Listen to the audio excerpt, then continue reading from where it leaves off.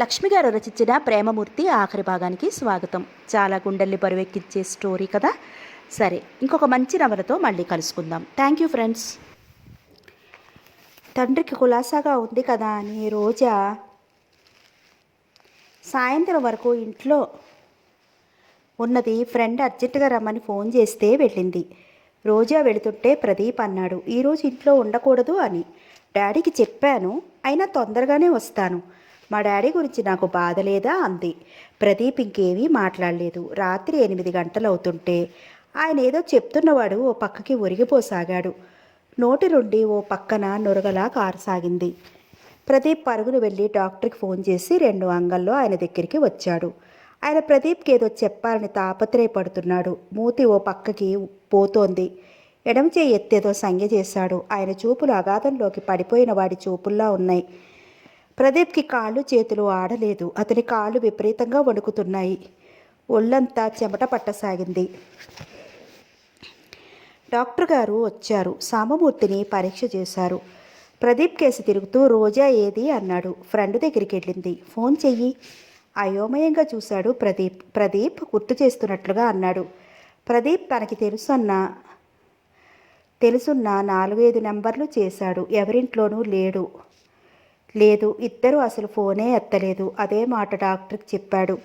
ప్రదీప్ సామమూర్తి దగ్గరికి వచ్చి ఆయన చెయ్యి తన 2 చేతుల్లోకి తీసుకున్నాడు. ఆయన ముఖం కేసి చూడాలంటే భయం వేసింది ప్రదీప్కి. మెల్లగా కళ్ళెత్తి ఆయన కేసి చూశారు. ఆయన చూపులు ప్రదీప్ని హత్తుకుపోయినట్లుగా ఉన్నాయి.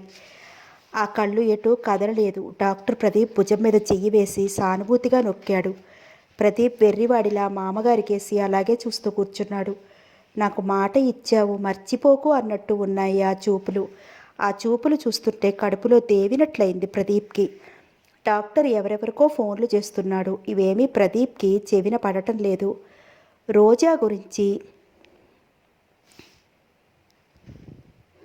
ఆయన పడ్డ ఆవేదన గుర్తొస్తోంది. పోయే ముందు రోజా దగ్గర లేకపోవటం వెర్రి బాధగా అనిపించింది. ఆయన కూతురితో ఏం చెప్పాలనుకున్నాడు? ఎంత విచిత్రం! ఉదయం నుండి ఎన్నో కబుర్లు చెప్పిన మనిషి మాట్లాడుతూ ఇంతలో ఇలా జరగడం ఎంత వింత విచిత్రం! ఆ మాట్లాడే మాటలు ఆఖరి మాటలని ఆయనకు తెలియదు. ఆయన మాటలు అవే ఆఖరి మాటలని వినే తనకి తెలియదు. ఏవేవో కార్లు వచ్చి ఆగుతున్నాయి. ఎవరెవరో హడావుడిగా వస్తున్నారు.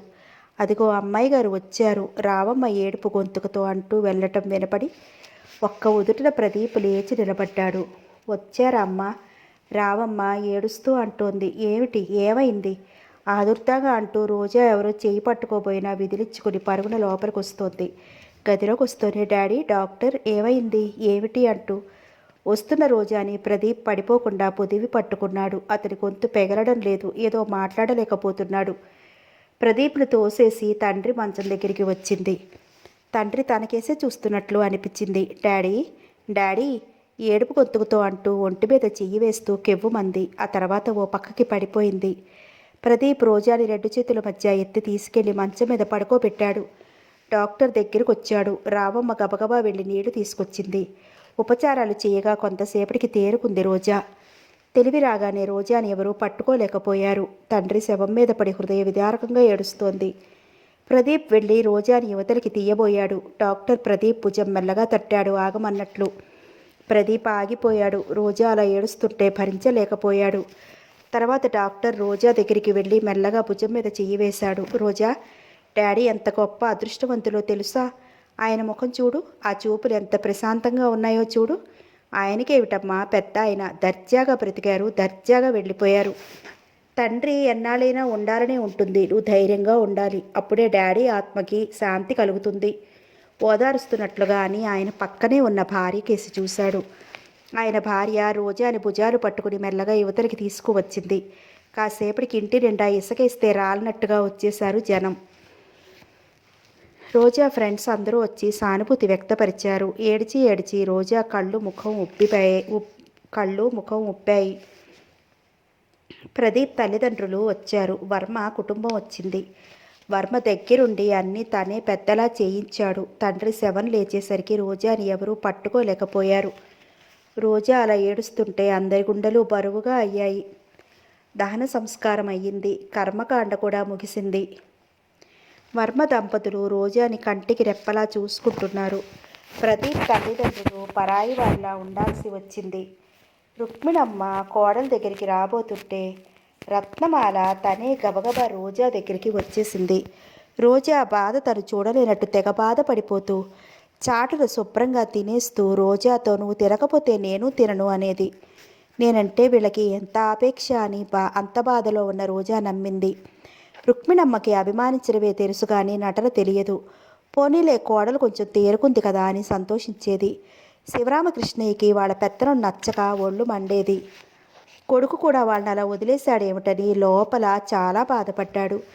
ఆఖరికి ఆగలేక కొడుకుతో అన్నాడు, రోజాకి వాళ్ళు ఆప్తులు, రోజా డబ్బు, రోజా ఇష్టం అన్నాడు ముభావంగా. పెళ్ళి అయినప్పటి నుండి కొడుకుతో మాట్లాడాలంటే కాస్త ఆలోచించే మాట్లాడతాడు శివరామకృష్ణయ్య.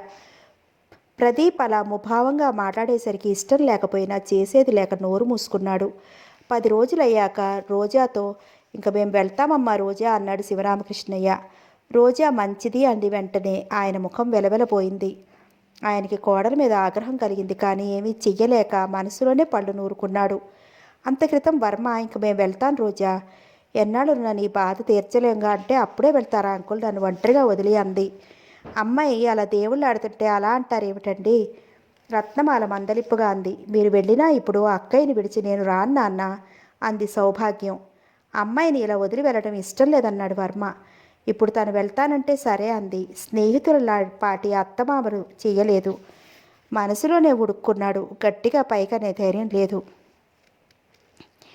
భార్యతో ఆ పూటే వెళ్ళిపోయాడు శివరామకృష్ణయ్య. రత్నమాల ఇంట్లో ఏమేం చేయించాలో అన్నీ తనే పురమాయించేది. ఎవరికి ఏ కూర పచ్చడి ఇష్టమో రకరకాలుగా చేయించేది.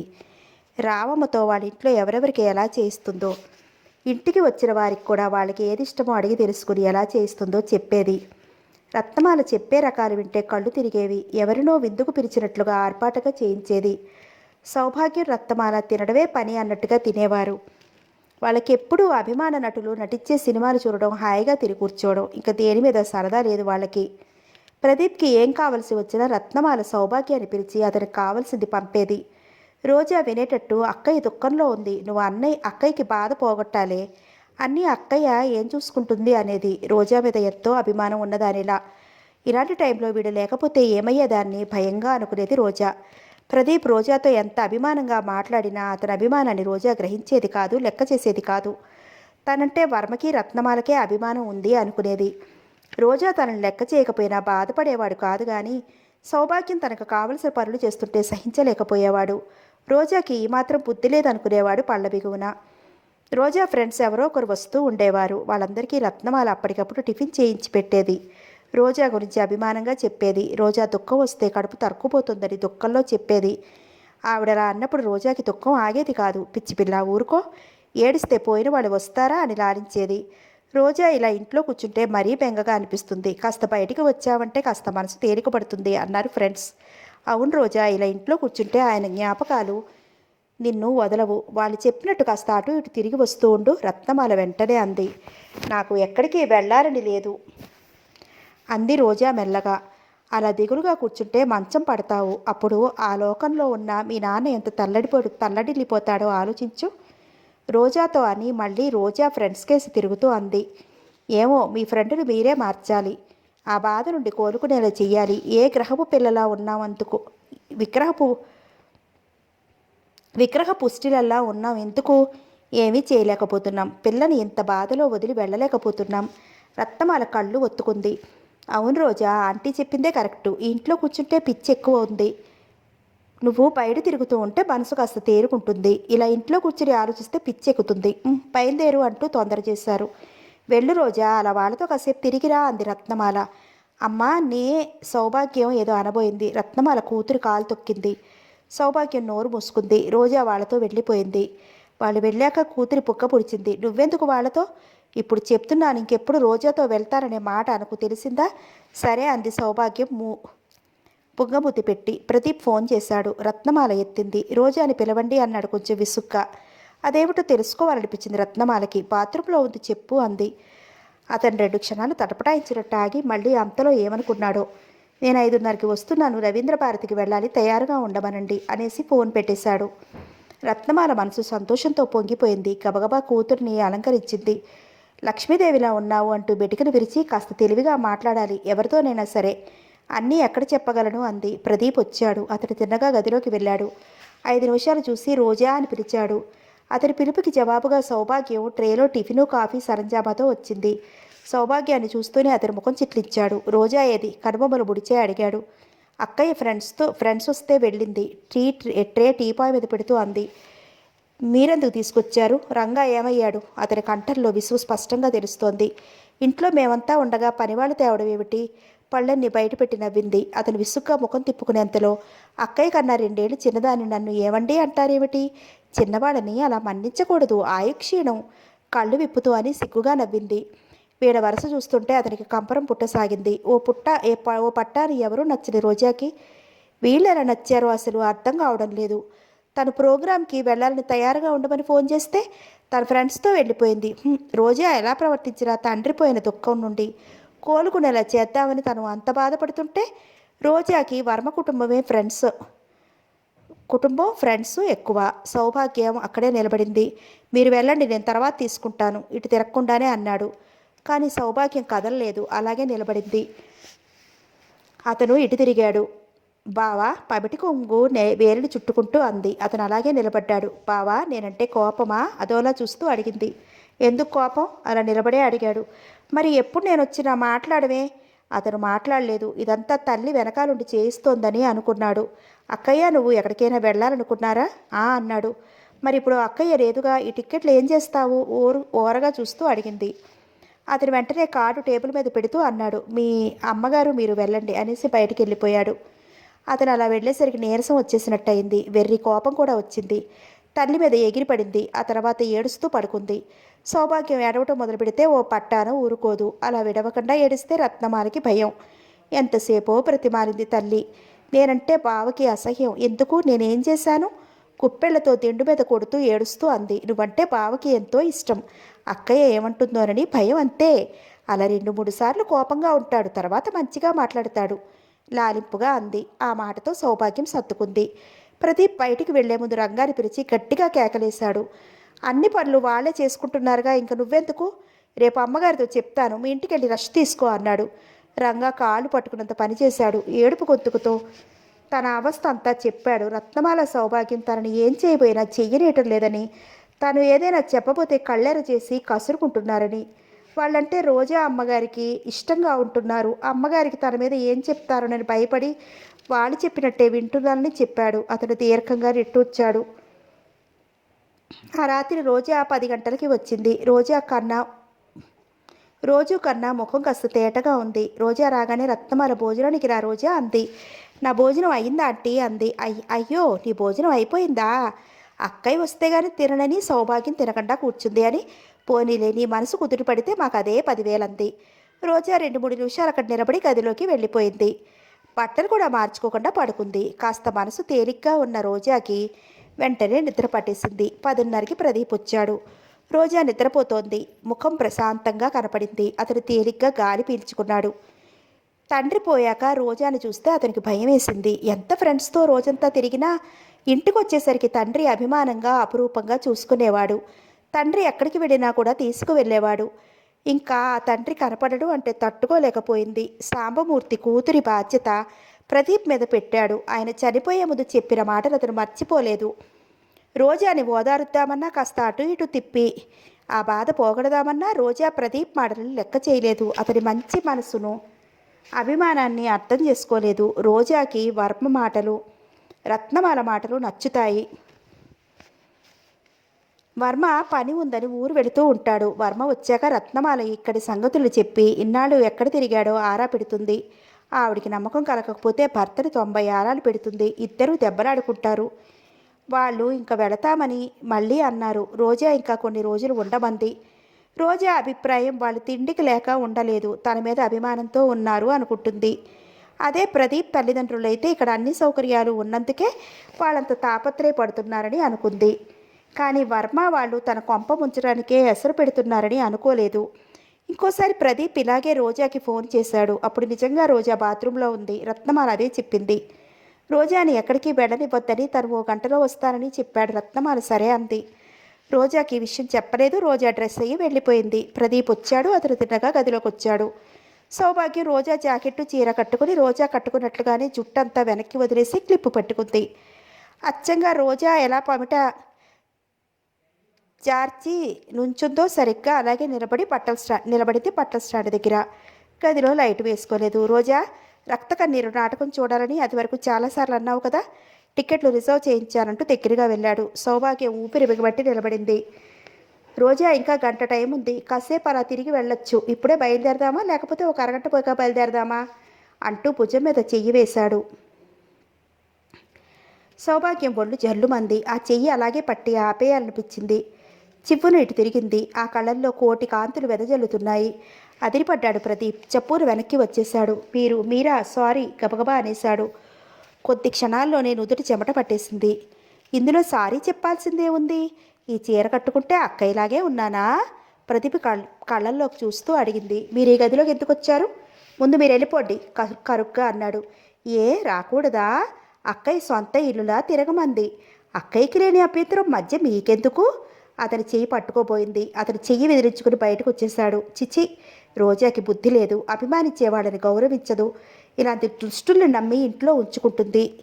పళ్ళు నూరుకున్నాడు. రంగాని రోజా ఎక్కడికి వెళ్ళిందని అడిగాడు. ఎవరో ఇద్దరు అమ్మాయి గారులు వచ్చి తీసుకెళ్లారు బాబు అన్నాడు. ఏవైనా ఇవాళ అడిగేయాలనుకున్నాడు ప్రదీప్. సౌభాగ్యం తల్లితో జరిగితే చెప్పి ఏడుస్తూ కూర్చుంది. రాత్రి రోజా చాలా పుత్తిపోయి వచ్చింది. ప్రదీప్ అప్పటి బయటే అన్నం తిని వచ్చాడు. ఇంట్లో అన్నం తినబుద్ధి కాలేదు. రత్నమాల అడిగితే నా భోజనం అయిందా ఆంటీ అంది. రత్నమాల చేయించే వంటకాలు పనివాళ్ళు తినగా కూడా మిగిలిపోతున్నాయి. రావమ్మకి చాలా బాధగా ఉంది. రోజా తనని ఎప్పుడూ కాస్త కూడా గౌరవంగా మాట్లాడకపోయినా ఇప్పుడు ఈవిడ పదార్థాలు ఇలా వృధా చేస్తుంటే చూడలేకపోతోంది. రోజాతో చెప్పే ధైర్యం లేదు. తన బాధ రంగాతో చెప్పింది. రంగా తన విషయం చెప్పినప్పుడు ఇవన్నీ కూడా చెప్పాడు. రోజా గదిలోకి వెళ్లే వరకు ప్రదీప్ ఆరుబయట కుర్చీ వేయించుకుని కూర్చున్నాడు. రోజా వచ్చిన కాసేపటికి లోపలికి వచ్చాడు. రోజా మంచం మీద కూర్చోబోతోంది. భోజనం అయిందా? ప్రదీప్ అడిగాడు. ఈవేళ పార్టీ ఉంది, అక్కడే భోజనం అయింది అంది. ప్రదీప్ తిన్నాడో లేదో రోజా ఎప్పుడూ అడగదు. అలాగే ఇప్పుడు అడగలేదు. సాంబమూర్తి ఉండగా అన్నీ ఆయనే అడగటం. ఇద్దరు చెరో మూలకి ఉన్నట్టుగా ఉంటే తన హాస్యోక్తులతో వాళ్ళని నవ్విస్తూ ఇద్దరి మధ్య వారధిలా ఉండేవాడు. ఆయన పోయాక మళ్ళీ ఇద్దరికీ చెరోదారి అన్నట్టుగా అయ్యారు. ప్రదీప్ రోజాని పలకరించినా అడిగిన దానికి చెప్పడమే గాని కలిసిపోయినట్టు ఎప్పుడూ మాట్లాడదు. రోజా నీతో మాట్లాడాలి అన్నాడు. ఏమిటి అన్నట్లు చూసింది మంచం మీద కూర్చుంటూ. వాళ్ళు ఇంకా ఎన్నాళ్ళు ఉంటారు అని అడిగాడు. ఎవరు? కనుబొమ్మలు చిట్టించి. ఆంటీ వాళ్ళ అంది. అవును. ఏ ఎన్నాళ్ళుంటేయే? కనుబొమ్మలు అలాగే ముడుచుకుని ఉన్నాయి. అతను సోఫాలో వెనక్కి వాలి తల కింద రెండు చేతులు పెట్టుకుంటూ అన్నాడు. ఎక్కడి వాళ్ళు అక్కడుంటేనే బాగుంటుందని. వాళ్ళు ఉంటే మీకేమి ఇబ్బంది? వాళ్ళ ప్రవర్తన నాకు నచ్చలేదు. నాకు నచ్చిన వాళ్ళు మీకు ఎప్పుడు నచ్చారో చెప్పండి. వాళ్ళు గతిలేని వాళ్ళు కాదు. తిండికి ముఖం వాచి వాళ్ళు ఇక్కడ ఉండటం లేదు. వాళ్ళు వెళ్ళిపోతామని అన్నారు. నేనే ఉండమన్నాను. వాళ్ళు లేకపోతే ఈ పాటికి పిచ్చి పట్టేది నాకు. తనే దగ్గరుండి ఇల్లు కట్టిస్తానన్నారు. ఇంకా బిల్డింగ్ కాంట్రాక్ట్ చేస్తే చాలా లాభం ఉంటుందనే సలహా ఇచ్చాడు. అలాంటి మంచి వాళ్ళు మీకు నచ్చలేదంటే ఏమనుకోవాలి? విసుగ్గా కోపంగా అంది. ఇప్పుడు చేస్తున్న బిజినెస్ బాగానే నడుస్తుందిగా. వర్మ రోజాని బుట్టలో వేస్తున్నాడు అనిపించింది. అలా ఒకదానితోనే కూర్చుంటామా? అంకుల్ వయసులో పెద్దవాడైతే ఎంత హుషారుగా చేస్తాడు. ఆయనతో కలిసి ఏ పని చేయడం నాకు ఇష్టం లేదు రోజా. మీ నాన్నగారి అభిప్రాయం కూడా అదే. తన అభిప్రాయం ఖచ్చితంగా చెప్పేశాడు. ఎందుకని? ఆయన ఏం చేశారు మిమ్మల్ని? నిలదీసినట్లు అడిగింది. నీకు ఎలా నచ్చాడో నాకు అలా నచ్చలేదు. నాన్నగారు స్నేహితుడిలా ఆయన్ని ఆదరించి గౌరవించారే కానీ పార్ట్నర్గా ఎప్పుడూ ఆయన ఇష్టపడలేదు. నాది అదే అభిప్రాయం. ఇంక తిరుగులేదన్నట్లుగా చెప్పేశాడు. ఆ చెప్పిన తీరికి రోజా తెల్లబోయింది. ఆశ్చర్యంగా చూసింది. ఇంకా సౌభాగ్యం గురించి చెప్పిన రోజా అర్థం చేసుకోదని ఆ సంగతి చెప్పలేదు. కానీ మర్నాడు ఇంత ముఖం చేసుకుని సౌభాగ్యమే ఆ సంగతి పెద్ద జోక్లా చెప్పింది. రోజా కొద్ది క్షణాలు సౌభాగ్యం ముఖంలోకి చూసింది. ఆ కళ్ళల్లో అమాయకత్వమే కనపడింది. వర్మ బిల్డింగ్ కాంట్రాక్టర్ గురించి రోజాని అడిగాడు. ఇంకా ఆయనకి చెప్పలేదు అంకుల్, చెప్తాను అంది. ప్రదీప్ తన పనులన్నీ రంగా చేసేలా చూసుకున్నాడు. భోజనం దానమ్మ వడ్డించాలని చెప్పేశాడు. రోజా ఎప్పట్లా ఫ్రెండ్స్ పార్టీలు హడావుల్లో పడిపోయింది. రోజా ఇప్పుడు అదివరకల్లా ప్రదీప్ని ప్రతి పార్టీకి రమ్మని బలవంతం పెట్టడం లేదు. ప్రదీప్కి ఇంటికొద్దామంటే భయం. రోజా సాధారణంగా ఇంట్లో ఉండదు. ప్రదీప్ ఇంటికొస్తే సౌభాగ్యం జలగలా పట్టుకుని వదలదు. సినిమాలు, హీరోల అందచందాలు, వాటి సాహస కృత్యాలు, కూతురుతో సమానంగా రత్నమాల కూడా అలాగే మాట్లాడుతుంది. రోజాని వాళ్ళు బాగా లోకు కట్టారు. సౌభాగ్యం మాట్లాడుతూ మీద కోరికిపోతుంది. తల్లి చూసి కూడా చూడనట్టు ఉండిపోతుంది. అందుకే ప్రదీప్ ఇంటికి ఆలస్యంగా వస్తాడు. అతను ఎప్పుడు వస్తాడో, అసలు తింటున్నాడో లేదో రోజాకి పట్టదు. ప్రదీప్ 2 సార్లు నిర్మల ఉన్న ఊరు వెళ్ళి వచ్చాడు. వెళ్ళినా నిర్మలని కలవలేదు. నిర్మలని చూడకుండా ఉండలేక దూరం నుండి చూసి వచ్చేశాడు. కొద్ది రోజులు పోతే నిర్మలకి కోపం తగ్గి మాట్లాడుతుందన్న ఆశ అతనికి ఏమోలో ఉంది. అందుకే తను ఎదురుపడి పలకరించి కోపం తెప్పించడం ఎందుకని దూరం నుండి చూసి వచ్చేశాడు. ఆ ఊరు వెళుతున్నప్పుడు నిర్మలని ఎప్పుడు చూస్తానా అన్న ఆతృత, నిర్మలని చూసి కూడా పరాయివాడిలా ఉండిపోవలసి వస్తోందన్న బాధ అతని గుండెని కోసేస్తోంది. కట్టుకున్న భార్యని దొంగతనంగా చూడాల్సిన కర్మ పట్టింది. అతను బాధగా నుదురు రాసుకునేవాడు. నిర్మని చూసి పలకరించకుండా వచ్చేయాలంటే ఎంతో బాధగా ఉండేది. గుండె చిక్కపట్టుకుని తిరుగు ప్రయాణం అయ్యేవాడు. నిర్మల ఈ మధ్యన చాలా చిక్కింది. కళ్ళ కింద నలవరియాలు గీతలు ఏర్పడ్డాయి. స్నేహపూరితమైన చిరునవ్వు ఆ పెదాల మీద మాయమైంది. కోటి కాంతులు వెదజల్లే ఆ సోక కళ్ళు ఇప్పుడు నిస్తేజంగా ఉన్నాయి. సన్నగా ఉండే నిర్మల ఇంకా సన్నపడి బాగా పొడుగ్గా కనిపిస్తోంది. అది వరకులా నడుస్తుంటే ఆ పొడుగాటి జడ మాత్రం లయబద్ధంగా అటు ఇటు కదులుతోంది. గబగబా నిర్మల దగ్గరికి వెళ్ళి నిర్మల 2 భుజాలు పట్టుకుని, నిర్మల, నువ్వు నా దగ్గరగా ఉండి ఎలాంటి శిక్ష అనుభవించమన్నా అనుభవిస్తాను. నేను అదవరికి చెప్పలేదు, ఏ శిక్ష అయినా నీ సమక్షంలోనే జరగాలని మర్చిపోయావా అని నిలదీయాలనిపించేది. నిర్మల దగ్గరికి వెళితే ఒక బాధ, వెళ్ళకపోతే ఒక బాధ. అక్కడికి వెళ్ళి వచ్చాక అసలు తేరుకోలేడు. ప్రదీప్ ఊళ్ళో ఉంటే పట్టించుకొని రోజా అతడు ఊరు వెళితే ఆరాలు పెడుతోంది. వర్మ కుటుంబం ఇంక వెళతామని వెళ్ళిపోయారు. వాళ్ళు వెళ్ళాక ప్రదీప్ ప్రాణం హాయిగా అనిపించింది. రోజాకు ఎంతో బెంగగా అనిపించింది. ఏం అలా ఉన్నావే అని అడిగాడు. బోరుగా ఉంది అంది. ఎక్కడికైనా వెళదామా అని అడిగాడు. అన్నీ నేను చూసినవే, ఇంకెక్కడికి వెళ్తాం? ఆ చూసిన ప్రదేశాల్లో మళ్ళీ చూడాలనిపించేవి ఏమున్నాయో చెప్పు, అక్కడికే వెళదాం. నాకు చూడాలనిపించినవి 2 సార్లు, 4 సార్లు చూసేసినవే, మళ్ళీ చూడాలని లేదంది. పోనీ ఎవరింటికైనా వెళదామా? ఒకసారి ప్రదీప్ ముఖంలోకి చూసి ఊహు అంది. ఇంకా ప్రదీప్ ఏమీ అనలేదు. రోజా ఆ పూట ఎక్కడికి వెళ్ళలేదు. అలా ఎక్కడికి వెళ్ళకుండా ఇంట్లో కూర్చోవాలనుకుంది. రోజాకు ఆ పూట తండ్రి చనిపోయిన రోజంత దుఃఖం వచ్చింది. ప్రదీప్ రోజా అవస్థను గమనిస్తున్నాడు. కార్డ్స్ ఆడదామా అని అడిగాడు. అంది. రోజా ఇల్లంతా తిరిగింది. తండ్రి గదిలోకి వచ్చేసరికి వెర్రి బాధ వచ్చింది. డాడీ అని 2 చేతులతో ముఖం కప్పుకుంటూ నిశ్శబ్దంగా ఏడ్చింది. ఆ గదిలో అలాగే కూర్చుంది. రోజా ఎక్కడికి వెళ్ళకపోవడమే అతనికి ఆశ్చర్యం కలిగించింది. రోజా ఎక్కడా కనపడదేమిటా అని ప్రదీప్ ఇల్లంతా వెతికాడు. ఆఖరికి తండ్రి గదిలో కనపడింది. రోజా ఎంతో అభిమానంగా పిలుస్తూ దగ్గరికి వచ్చాడు. రోజా మాట్లాడలేదు, అలాగే కూర్చుంది. ప్రదీప్ రోజా భుజం మీద చెయ్యి వేస్తూ మృదువుగా అన్నాడు. రోజా, లే, ఇక్కడ కూర్చున్నావెందుకు అంటూ చెయ్యి పట్టి లేవతీశాడు. రోజా మౌనంగా లేచి నిలబడింది. రోజాని చెయ్యి పట్టుకుని గదిలోకి తీసుకొచ్చాడు. ప్రదీప్ పేక తీశాడు. రోజా మొదట అభ్యంతరం చెప్పలేదు, కానీ 4 ఆటలు ఆడేసరికి రోజాకి బోరు కొట్టింది. ఇంకా ఆడలేను అంది. ఇంకేం చేయాలో, రోజాని ఎలా ఊరడించాలో ప్రదీప్కి అర్థం కాలేదు. అతని దగ్గర తన మనసు పరవశించదే, ఇలా మూకగా ఉండిపోతుందే. అసలు మొదట ఇతన్ని చూసి ఎందుకు ఇష్టపడ్డాను? మొదటిసారిగా తనను తాను ప్రశ్నించుకుంది. జవాబు దొరకలేదు. రోజా ఒక్క పూట కనపడకపోతే తోచని ఫ్రెండ్స్ ఇద్దరు ఇంటికి వచ్చారు. ఏం రోజా, ఏం చేస్తున్నావు అంటూ ఆ ఇద్దరిలో ఒక ఆమె భర్తను వదిలేసింది. ఇంకొక ఆమెని భర్తే వదిలేశాడు. వాళ్ళకి తిరగడమే కాలక్షేపం. ఒక్క క్షణం ఇంట్లో ఒంటరిగా ఉండాలన్న పిచ్చెక్కుతుంది.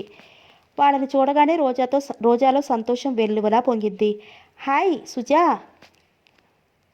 రమా అంటూ సంతోషంగా ఆహ్వానించింది. వాళ్ళు లోపలికి వస్తూనే ప్రదీప్ను చూస్తే, ఓ, మీ శ్రీవారు ఇంట్లోనే ఉన్నారా? సారీ అంటూ ఆగిపోయారు. పర్వాలేదు రండే, ఇవాళ పిచ్చెక్కుతోంది అంది రోజా. ప్రదీప్కి వాళ్ళ వేషాలు మాటలు అంటేనే చిరాకు. కట్టుకున్న భర్తలను ఓ పక్క విమర్శిస్తూ పరాయి మగవాడికేసి ఓరచూపులు ప్రసరిస్తారు. మాటలు మాత్రం మొత్తం మగవాడినే దుయ్యపడతారు. ఏం మనుషులో అనుకుంటాడు. ప్రదీప్ మర్యాదకు కాసేపు కూర్చుని మాట్లాడి లోపలికి వెళ్ళిపోయాడు. అదేమిటే రోజా, మీ శ్రీవారి ఇంట్లో ఉండగానే పిచ్చెక్కుతోందా అని అడిగింది. ఎప్పుడు ఎదురుగా కూర్చుంటే పిచ్చే ఎక్కుతుంది. అంది. అదేం కాదులే, ఈవేళ ఏమిటో మనసు బాగుండలేదు అంది రోజా. రోజా లోపలికి వచ్చి రావమ్మని మంచి టిఫిన్ చేసి ముందు అర్జెంటుగా కాఫీ కలిపి ఇమ్మంది. ముగ్గురు పేక ఆడుకుంటూ కూర్చున్నారు. వాళ్ళు ముగ్గురే అయినా 30 మంది పెట్టులా ఉన్నారు. ఒకటే నవ్వులు అరుపులును. ప్రదీప్కి ఒక్క క్షణం కూడా ఇంట్లో ఉండలేననిపించింది. రోజా అని పిలిచాడు. అంతేగాని రాలేదు. కాసేపు ఆగి మళ్ళీ పిలిచాడు. మీ వారు పిలుస్తున్నారోయ్. రమ మోచేత్తో పొడిచింది. వస్తున్నా అని 10 నిమిషాలకు వచ్చింది.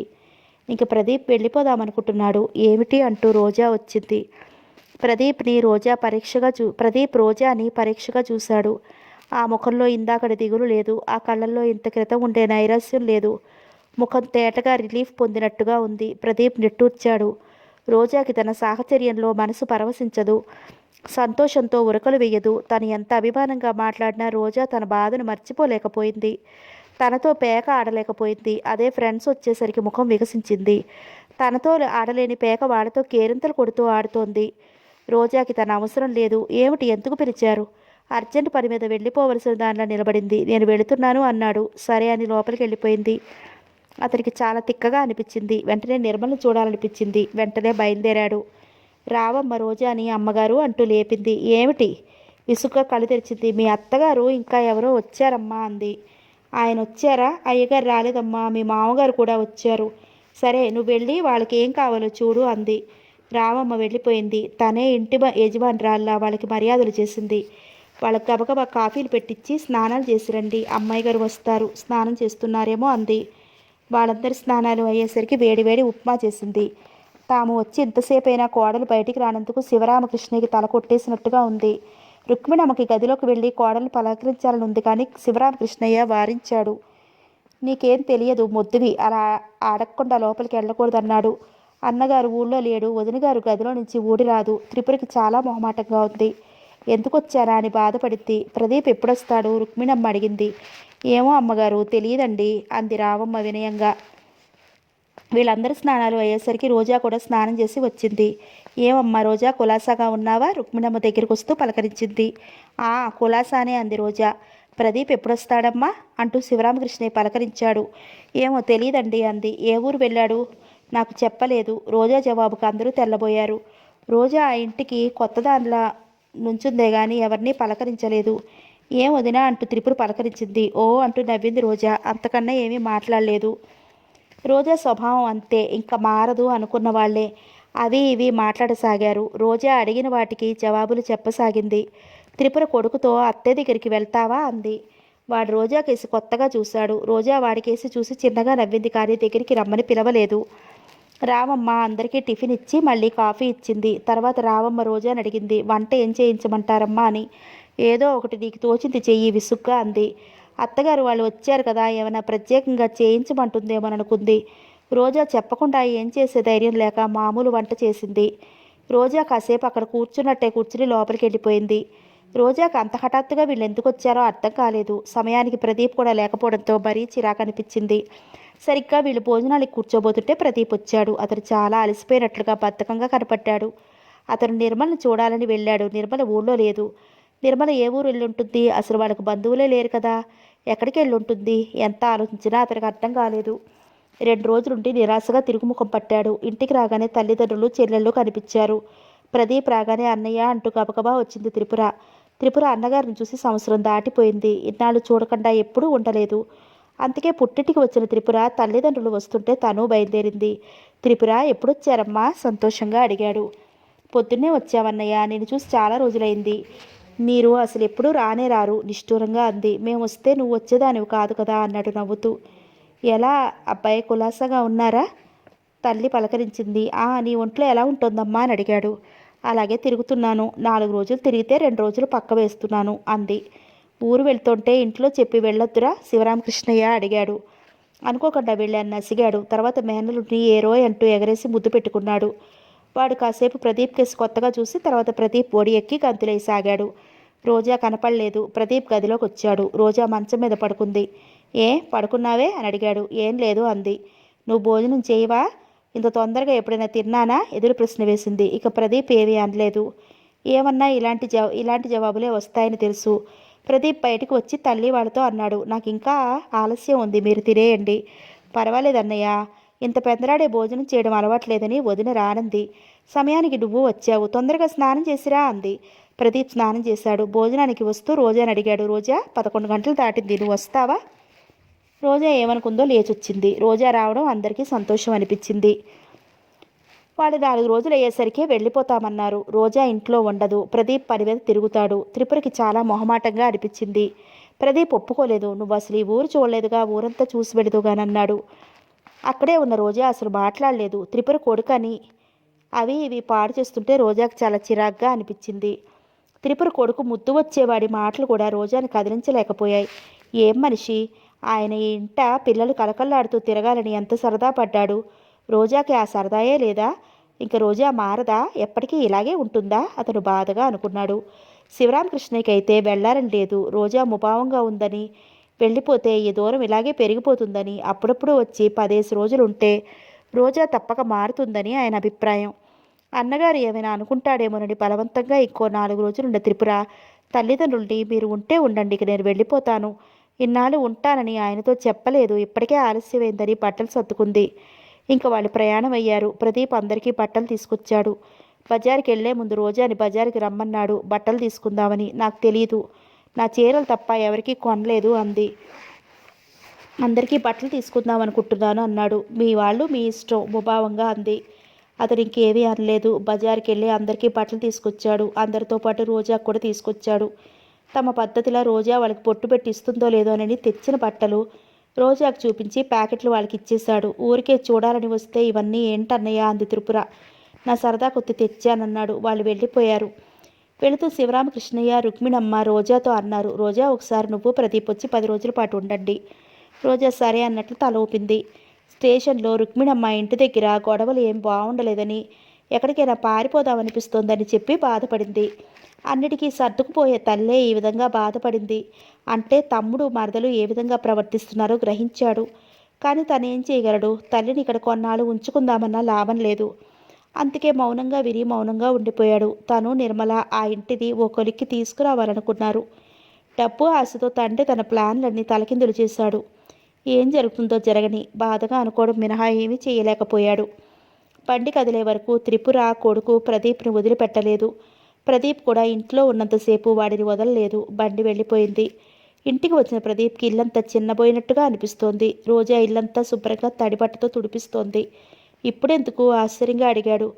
ఇల్లంతా ఎలా ఉందో చూడండి, అన్నీ ఒక్కటే మరకలు, గచ్చు రంగే మారిపోయింది. అతనికి చాలా బాధ వేసింది. పిల్లలున్న ఇల్లు ఎలా ఉంటుంది అన్నాడు రోజా కళ్ళల్లోకి చూస్తూ. పిల్లలు ఉంటే ఇల్లు జిడ్డుగా చేసుకోవాలా? వెంటనే అంది. పిల్లలు పాడు చేయడం మళ్ళీ శుభ్రం చేసుకోవడంలో ఎంతో ఆనందం ఉంటుంది, విసుగు కాదు. పోనీ ఎలాగైనా అనుకోండి, పిల్లాడు ఇల్లు ఇలా చేస్తుంటే తీయద్దా? వస్తువులు పాడు చేస్తుంటే చూస్తూ ఊరుకోవడమే అదేం ముద్దు? విసుగ్గా అంది. ఆఖరికి పిల్లల ముద్దు కూడా తెలియదు, నిట్టూర్చాడు. ప్రదీప్కి జీవితం అంటే ఏమిటి అనిపించింది ఆఖరికి. రోజా ఫ్రెండ్స్ పార్టీలు అంటూ తిరుగుతుంది. తను బిజినెస్ చూస్తాడు, అంతే, ఇంకేం మార్పు లేదు. తనంటే నిర్మలకి అసహ్యం, రోజాకి చిరాకు. తన అవసరం ఎవరికీ లేదు. తండ్రికి తన అవసరం తీరిపోయింది. ఇక తన జీవితం యాంత్రిక జీవితం. తను ఒంటరివాడు, తనకి ఎవరూ లేరు, తను ఎవరికీ అవసరం లేదు.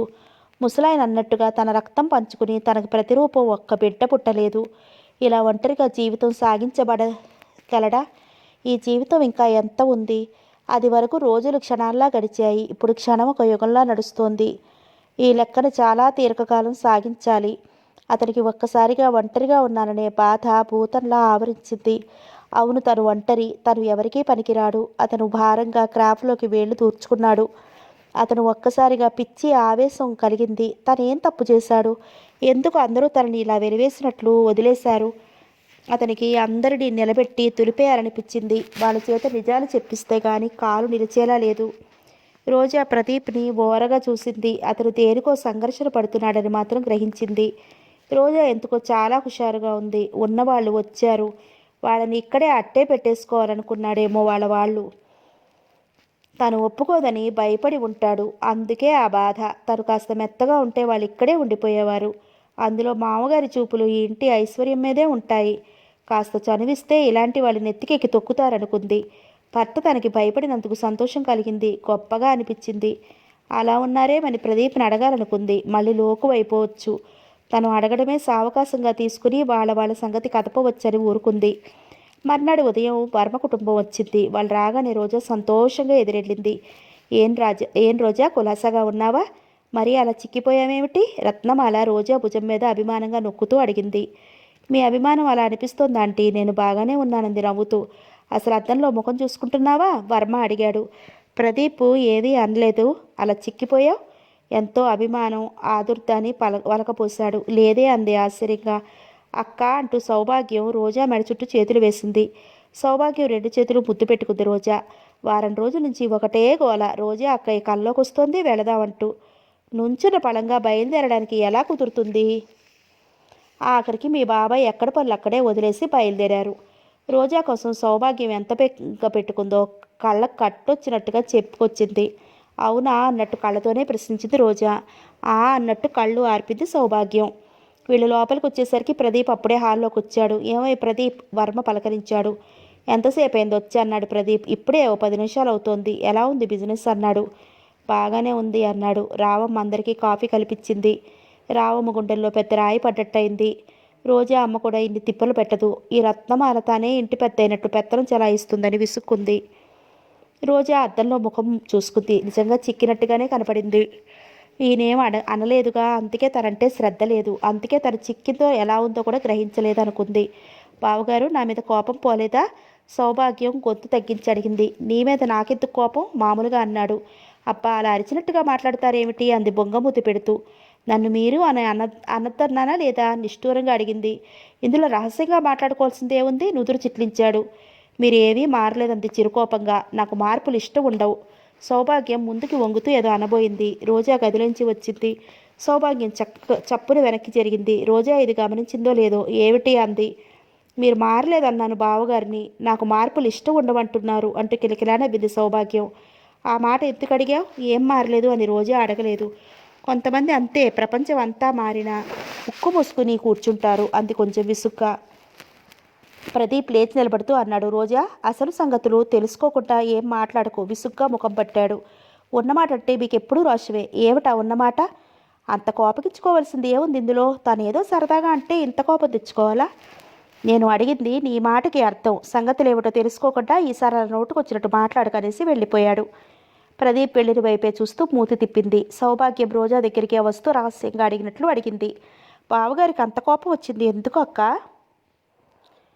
ఎందుకో ఆయనకే తెలియదు. ఇంకా నాకేం తెలుస్తుంది? ప్రదీప్ సౌభాగ్యం ఎదురుగా తనని అలా అనడం తల కొట్టేసినట్టుగా అనిపించింది.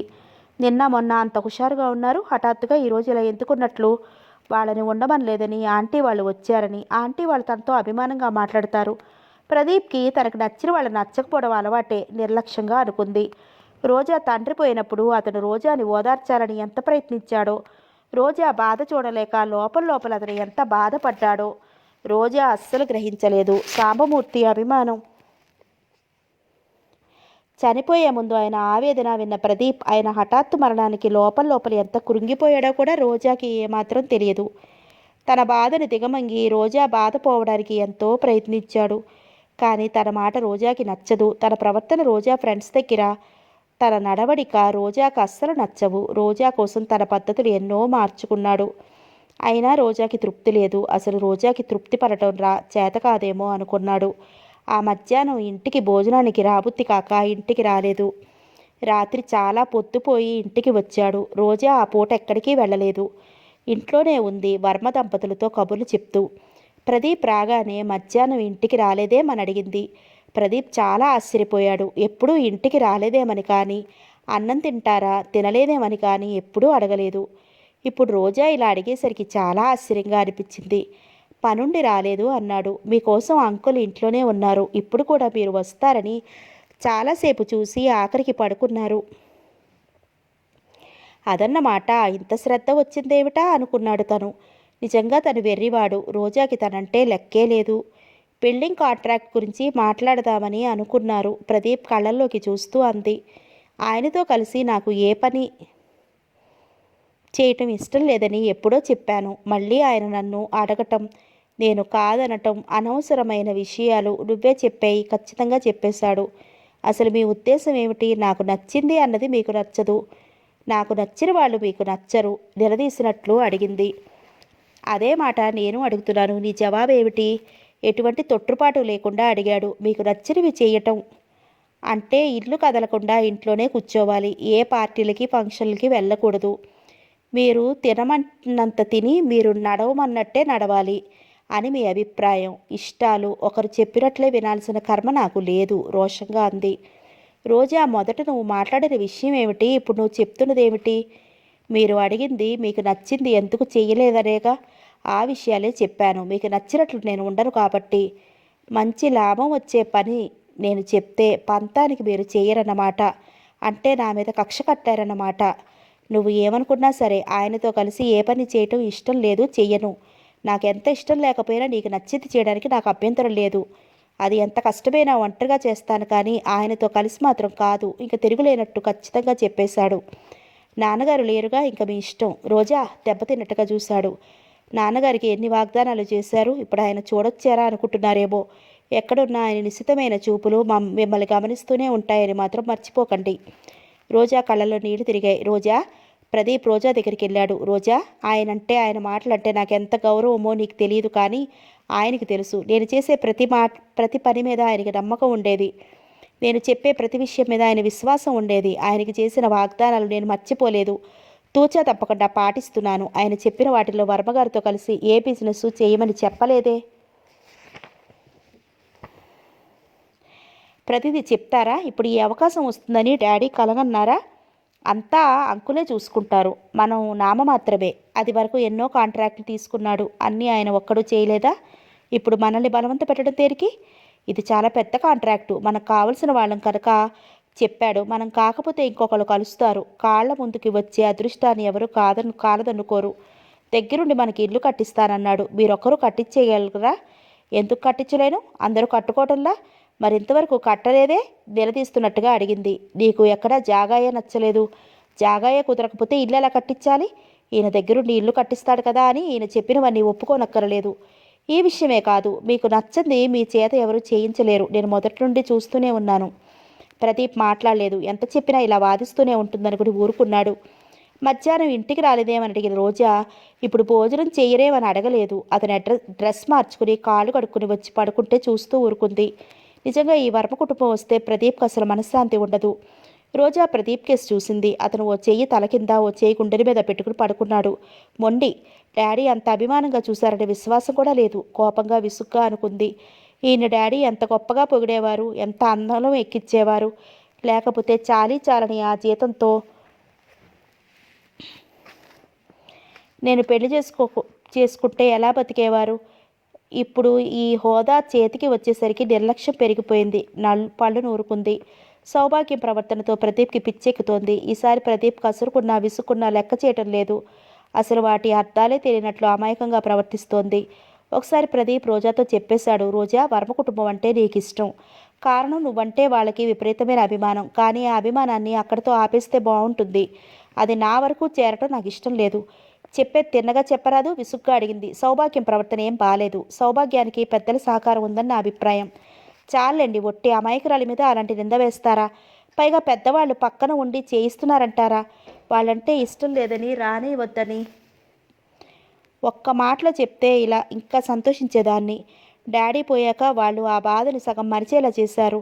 వాడనా ఇలాంటి మాటలు అంటున్నారు? ఆ మాట అనటానికి నోరు ఎలా వచ్చింది అన్నట్టు చూసింది. రోజా, నేను ఈరోజు చెప్తున్నాను, గుర్తుంచుకో. ఈ నటన వెనకాల ఏదో కుట్ర ఉంది. లేకపోతే అది వరకు ఎప్పుడూ లేని ప్రేమ హఠాత్తుగా ఎందుకు కలిగిందో కూడా ఆలోచించలేవా? డాడీ బంధువుగా ఆహ్వానించాల్సిందే కానీ అప్పుడు ఇలా పక్కలో కూర్చోపెట్టుకోలేదు డాడీ. ఎంత ముందు చూపుతో చేశారో ఒక్కసారి ఆలోచించు, నీకే అర్థమవుతుంది. నచ్చ చెప్పబోయాడు. డాడీకి అలాంటి అనుమానం కాస్తేనా కలిగితే అసలు గుమ్మమే ఎక్కనీయదు. ఆయనకి ఏ మాత్రం అనుమానం కలిగినా నాతో అనేవారు. అంకుల్ గురించి ఎప్పుడు ఏమీ డాడీ నాతో అనలేదు. సరే, ఆ విషయాలు నీ ఇష్టం. ఆ అమ్మాయి నా పనులు చేయటం కానీ ఈ గదిలోకి రావటం కానీ నాకు ఇష్టం లేదు. ఎలా ఆప్ చేస్తావో అది నీ ఇష్టం. కల్మషం లేకుండా సరదాగా తిరిగేవాడిని రావద్దని ఎలా చెప్తారు? సరే, నువ్వు చెప్పలేకపోతే నేనే చెప్తాను. ప్రదీప్ ముఖంలోకి పరిశీలనగా చూసింది. ఏదో ఒక స్థిర నిశ్చయానికి వచ్చిన వాళ్ళ కనపడ్డాడు. ఏదో ఒక వంక పెట్టి వాళ్ళని ఇంట్లోంచి తరిమేయాలనేమో. తను ఒంటరిగా ఉండలేక బాధపడుతుంటే అప్పుడు వాళ్ళ అమ్మా నాన్నలను తీసుకొచ్చే ప్లాన్ ఉందన్నమాట. తన కంఠంలో ప్రాణం ఉండగా అలా జరగనియ్యదు. నిజంగా తనకే కనుక తెలివితేటలు లేకపోతే కోతిని ఆడించినట్లు ఆడించేవాడు. తను చాలా జాగ్రత్తగా ఉండాలి అనుకుంది. తనని కోరి చేసుకున్న రోజాకి తనంటే ఎందుకంత నిర్లక్ష్యమో, తను ఏం చెప్పినా ఎందుకు నమ్మదో ప్రదీప్కి అర్థం కాలేదు. తను ఏం చేసినా నచ్చదు, ఏం చెప్పినా నచ్చదు, ఏం మాట్లాడినా నచ్చదు. ఆఖరికి సౌభాగ్యం పద్ధతి ఎలా ఉందని చెప్తే కూడా నమ్మలేదు. రోజా కోసం తను ఎన్నో చేశాడు, కానీ రోజా తన కోసం ఏం చేసింది? తను భోజనం చేశాడో లేదో కూడా కనుక్కోదు, అడగదు. ఆ డ్యూటీ వంట మనిషిదే. అలా అడగటంలో ఎంత అభిమానం ఆప్యాయత ఉంటాయో రోజాకి బొత్తిగా తెలియదు. అతనికి రోజా ఎదురుగా ఉంటే ఏమంటానో అనే భయం వేసింది. వెంటనే బయటికి వెళ్ళిపోయాడు. అతనికి ఊపిరి ఆడని పని ఉన్నప్పుడే హాయిగా ఉంటుంది. కాస్త సమయం దొరికినా మహాబోరుగా, చెడ్డగా, చిరాగ్గా ఉంటుంది. అంతే తీరిక లేకుండా చేతి నిండా పని ఉండేలా చూసుకుంటున్నాడు. సాంబమూర్తి పోయినప్పటి నుంచి రోజా ప్రదీప్ని ప్రతి పార్టీకి రమ్మని అడగటం లేదు. పెళ్లి రిసెప్షన్కి మాత్రం రమ్మంటుంది. తండ్రి పోయినప్పటి నుంచి రోజా ఇంట్లో ఏ సందర్భంగానూ ఎటువంటి పార్టీ ఇవ్వలేదు. ప్రదీప్కి కొంత హాయిగా అనిపించింది. ప్రదీప్ నిర్మలను కలుద్దామని మరోసారి వెళ్ళాడు. నిర్మల ఊళ్ళో లేదు. అతనికి చాలా ఆశ్చర్యంగా అనిపించింది. ఇంటావిడని అడిగాడు ఏ ఊరు వెళ్ళిందని. ఏమోనైనా నేను ఎప్పుడూ అడగలేదు. ఎవరో అమ్మమ్మ గారు ఉందన్నది. నెలలా వెళ్ళి చూసొస్తుంది. మరీ చూడాలనిపిస్తే నెలకి 2 సార్లు వెడుతుంది. సెలవులకు అక్కడికే వెళుతుంది అంది. మొదట ఆవిడ చెప్పడానికి నిరాకరించింది. ప్రదీప్ని ఎన్నో ఆరాలు పెట్టింది. నిర్మల నాన్నగారి దగ్గర చదువుకున్నానని, వాళ్ళ ఇంట్లో కొన్నాళ్ళు ఉన్నానని, ఉద్యోగరీత్యా తన ఊళ్ళు తిరగడం వల్ల వీళ్ళ సంగతి కనుక్కోలేకపోయారని, ఇప్పుడు నిర్మల తండ్రి పోయాడని, నిర్మల ఇక్కడ ఉన్నట్లు తెలిసి చూసిపోదామని వచ్చానని చెప్పాడు. ప్రదీప్ మంచివాళ్లా కనిపించాడు. ప్రదీప్ మాటలు నమ్మేలా అనిపించాయి. ఇప్పుడు నిర్మల ఊరు వెళ్ళిందని ఆ వివరాలు చెప్పింది. చాలా రోజులైంది నిర్మలతో మాట్లాడి. ఇప్పటికి కాస్తైనా కోపం తగ్గి ఉంటుందన్న ఆశతో వచ్చాడు. అతనికి చెప్పలేనంత నిరుత్సాహంగా అనిపించింది. నిర్మలకి అమ్మమ్మ ఎవరున్నారు? అంత నెల నెలా సెలవులకు వెళ్ళే ఆప్తులు ఎవరు లేరే? నిర్మల తనతో ఎన్నోసార్లు అంది. అమ్మా నాన్నలకి నేను ఆప్తురాలిని, నాకు వాళ్ళు ఆప్తులు, ఇప్పటి నుండి నువ్వు ఆప్తుడివి అంది. ఇప్పుడు ఇంత హఠాత్తుగా ఏ అమ్మమ్మ ఊడిపడింది? ఎంత ఆలోచించినా అతనికి అర్థం కాలేదు. నిరుత్సాహంగా తిరిగి వచ్చేశాడు. వర్మ రోజాతో ఎంత అభిమానంగా మాట్లాడతాడో, ప్రదీప్తో అంత లౌక్యంగా మాట్లాడతాడు. ప్రదీప్ ఆయన అడిగిన వాటికి జవాబులు చెప్తాడే కానీ తనకే తను ఏమీ మాట్లాడడు. ప్రదీప్ ఏం మాట్లాడినా అదో పెద్ద జోక్ అయినట్లు మొత్తానికి భలేవాడిపోయి అంటూ నవ్వుతాడు. రత్నమాల కూడా ప్రదీప్ విషయంలో ఎంతో శ్రద్ధ వహిస్తుంది, ఆప్యాయత వలకపోస్తుంది. అదంతా నటన అని ప్రదీప్కి తెలుసు. రోజా అదంతా తన మీద అభిమానమే అనుకుంది. ఇంత మంచి వాళ్ళను కూడా అర్థం చేసుకోలేరా అనుకుంది. డబ్బు లేని వాళ్ళు అభిమానం చూపిస్తే రోజా దృష్టిలో అది కాకా పట్టడం. అంకుల్ వాళ్ళకి డబ్బుంది, కాకా పట్టే అవసరం వాళ్ళకే ఉంది, అది అభిమానమే అనుకుంది.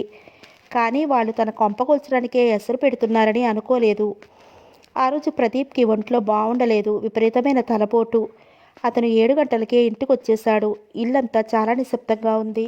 అతను తిన్నగా గదిలోకి వచ్చాడు. గదంతా చీకటిగా ఉంది. అతను స్విచ్ నొక్కాడు. మంచం మీద పూర్తిగా ముసుగు పట్టి పడుకున్నారెవరో. అరే రోజా, ఏమైంది? అతను రోజాయే అనుకున్నాడు. ఆ టైంలో రోజా ఇంట్లో ఉండటమే అపురూపం. అలా ముసుగుతోని పడుకుందంటే ఒంట్లో బాగుండలేదనుకున్నాడు. తన తలపోటు మర్చిపోయి పక్కలో కూర్చుని రోజా ఎంతో మృదువుగా పులుస్తూ ముఖం మీద పూర్తిగా కప్పుకున్న దుప్పటి మెల్లగా తీశాడు. సౌభాగ్యం ఒక్కసారి కొవ్వుమంది. ప్రదీప్ అదిరిపడ్డాడు. చప్పున మంచం మీద నుంచి లేవబోయాడు. కానీ సౌభాగ్యం గబాన లేచి భయంతో అతన్ని ఖర్చుకుపోయినట్లుగా పట్టుకుంది. ప్రదీప్ సౌభాగ్యాన్ని దూరంగా జరపాలని ఎంత ప్రయత్నిస్తున్నాడో సౌభాగ్యం అతన్నంత గట్టిగా ఖర్చుకుపోతోంది. సౌభాగ్యం, ఏమిటిది? వదులు! ఆ పరలోకం పట్టు నుండి వదుల్చుకోలేకపోయాడు. సౌభాగ్యం వణికిపోతూ, వద్దు, వదలకండి, నన్ను వదిలి వెళ్ళిపోకండి, నాకు భయంగా ఉంది అంది వణుకుతున్న కంఠంతో. ప్రదీప్ సౌభాగ్యం కేసి చూశాడు. మాటల్లో భయం, కంఠంలో వణుకు స్పష్టంగా తెలుస్తున్నా ఆ కళ్ళల్లో అదో రకమైన కుతూహలం, ఆరాటం, ఆతృత, గెలవబోతున్నాననే ఆనందం, నేనని పోటీ పడుతున్నట్లు కనపడుతున్నాయి. ముందు సరిగ్గా కూర్చో, విసుగ్గా అంటూ సౌభాగ్యం భుజాలు పట్టి దూరంగా జరపబోయాడు. సౌభాగ్యం కంపిస్తున్న స్వరంతో అంది, నేను దూరం జరిగితే మీరు పారిపోతారు. ఇంట్లో ఎవ్వరూ లేరు. నాకు భయంగా ఉంది. నన్ను వదిలి మీరు ఎక్కడికి వెళ్ళొద్దు. ఒట్టే. ఎక్కడికి వెళ్ళను. సరిగ్గా కూర్చో ముందు. అతనికి చెమటలు పట్టాయి. సౌభాగ్యం ఏదో అనబోయింది. అప్పుడే రోజా వస్తోంది. వీరిద్దరిని అలా క్షణంలో సగంసేపు చూసింది. అంతా అయోమయంగా అనిపించింది. రోజా చూసింది అనుకున్న మరుక్షణం సౌభాగ్యం ప్లేటు ఫిరాయించేసింది. చీ వదలండి అంటూ ప్రదీప్ని ఒక తోపు తోసినట్లుగా తోసి మంచం మీద నుండి ఒక ఉదుటున దిగి పరుగులాంటి నడకతో బయటికి రోజా పక్క నుండే దూసుకుపోయింది. ఇప్పుడు సౌభాగ్యం కంఠంలో కళ్ళల్లో నిజమైన భయం రెపరెపలాడింది. అడుగులు తడబడినాయి. ఎలా వెళ్ళిందో తనకే తెలియదు. గుమ్మం కేసి వీపు పెట్టి కూర్చున్న ప్రదీప్ రోజా రాకని గమనించలేదు. అంత హఠాత్తుగా సౌభాగ్యం తనని చీ వదలండి అంటూ ఎందుకు పరిగెత్తుకుపోయిందో అర్థం కాని ప్రదీప్ లేచి నిలబడుతూ ఇటు తిరిగిన వాడు అలాగే నిలబడిపోయాడు. రోజా రెప్పవాల్చకుండా సీరియస్గా ఇటే చూస్తోంది. ఆ కళ్ళల్లో లక్ష అనుమానాలు. అతను నిజంగా తెల్లబోయినట్లుగా చూశాడు. రోజా వాడి చూపులు చూసేసరికి తల తిరిగిపోయింది. రోజా అతని నోట నుండి ఆ మాట వెలువడేసరికి ఇంకా అతన్ని ఏమీ చెప్పనీయలేదు. మీరు నాకేం చెప్పొద్దు. నా కళ్ళతో చూశాక ఇంక వినాల్సిన అవసరం లేదు. రోజా అరిచాడతను. కోపంతో అతని దవడ ఎముక కిందకి పైకి కదిలింది. ఆవేశంతో చేతులు గుప్పెళ్లుగా మారాయి. కళ్ళు చింతరుప్పులు కురిపిస్తున్నాయి. అయినా రోజా అతని ఆవేశాన్ని లెక్క చేయలేదు. అతని ఆవేదనను గుర్తించలేదు. అరవకండి. అరిస్తే నౌకర్లు చుట్టుపక్కల వాళ్ళు వస్తారు. మీకు పరువు మర్యాద అక్కర్లేకపోయినా నాకు కావాలి. తల తిప్పుకుంటూ అంది నిరసనగా. ప్రదీప్ రోజాకి ఎన్ని రకాలుగా అవమానపరిచినా సహించాడు కానీ దీన్ని సహించలేకపోయాడు. అతడు 2 అంగల్లో వచ్చినట్లుగా రోజా దగ్గరికి వచ్చాడు. వస్తూనే రోజా చెప్పపట్టుకుని లోపలికి లాక్కొచ్చాడు. తర్వాత కంగుమనే స్వరంతో ఇలా అన్నాడు. రోజా, ఏది తెలుసుకోకుండా నీ ఇష్టం వచ్చినట్టు మాట్లాడకు. నేను నీకు ఎన్నిసార్లు వాళ్ళ గురించి చెప్పాను. అతని చెయ్యి విడిపించుకోవాలని చూసింది. సాధ్యం కాలేదు. అతనికి అసహ్యంగా చూస్తూ కోపంగా అంది. నా కళ్ళల్లో చూశాక ఇంకా ఏం తెలుసుకోవాలి? నా కళ్ళతో చూశాక వాళ్ళ ఎదురుగా ఎలా తలెత్తుకుని తిరగాలి? మీ తప్పే మీరు ఏదైనా నమ్మించడానికి ఇన్నాళ్ళు వాళ్ళ మీద నాకు చెప్పారు. ఇప్పుడు చీ కొట్టి వెళ్ళిందిగా. కళ్ళతో చూసిన దాన్ని కాదని మభ్యపెట్టాలని చూడకండి. దేనికైనా ఒక హద్దు అంటూ ఉండాలి. అదే నేను చెప్తున్నాను. దేనికైనా హద్దు అనేది ఉండాలి. శృతి మించితే అట్టే బాగుండదు. చెప్పింది వినే ఓపిక లేకపోతే మాట్లాడకు. అంతేగాని నీ ఇష్టం వచ్చినట్టు వాగితే ఊరుకోను హుంకరించాడు. మీరు చెప్పింది నేను వినాలే కానీ ఎన్ని కథలైనా చెప్తారు. ఓ పక్క సౌభాగ్యం ప్రవర్తన బాగుండలేదని విమర్శిస్తూ మీరు చేసే పని ఇది. పైగా నేను వాగుతున్నాను. నా మోరు ముయించగలరేమో కానీ వాళ్ళని నిలదీసి అడిగితే ఏం జవాబు చెప్తారు? వాళ్ళకి మొహం ఎలా చూపించాలి? అతని చేతులు విదుల్చుకుని వడివడిగా గదిలో నుంచి వెళ్ళిపోయింది. చిచి, ఈ ఇంటికన్నా నరకం హాయిగా ఉంటుంది. ప్రదీప్ బయటికి వెళ్ళిపోయాడు.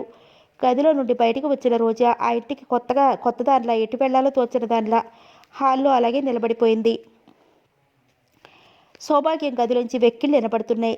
జీవితంలో ఎవరి ముందు తల వంచలేదు. ఇప్పుడు ఈయన చేసిన వెధవ పనికి ఒకరిని ప్రతిమారే గతి పట్టింది. మెల్లగా సౌభాగ్యం గదిలోకి వెళ్ళింది. సౌభాగ్యం మంచం మీద బోర్లా పడుకుని పక్కన ఎగిరిపడేలా ఏడుస్తోంది.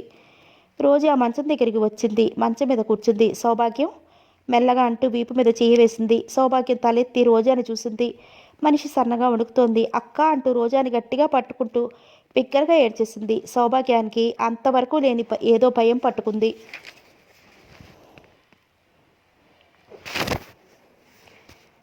దుఃఖం తెరలుగా వస్తోంది. రోజా ఎంత సముదాయించినా ఊరుకోలేకపోతోంది సౌభాగ్యం. రోజాకి భయం వేసింది. ప్రదీప్ మీద విపరీతమైన కోపం వచ్చింది. కొంతసేపటికి కాస్త ఉధృతం తగ్గింది. రోజా సౌభాగ్యాన్ని మెల్లగా దిండి మీదకి జార్చి తను బయటికి వచ్చింది. ప్రదీప్ ఎక్కడా కనపడలేదు. పైకి అందరికీ అంత హుందాగా దర్జాగా కనపడి అందరూ తన చుట్టూ తిరిగేలా చేసే ప్రదీప్ ఇంత లేకిగా హీనంగా ప్రవర్తిస్తాడా? అందరి కళ్ళు ఈయన మీదే ఉన్నాయని కదూ తను ఏ పార్టీలకి రమ్మని బలవంతం చేయడం మానేసింది.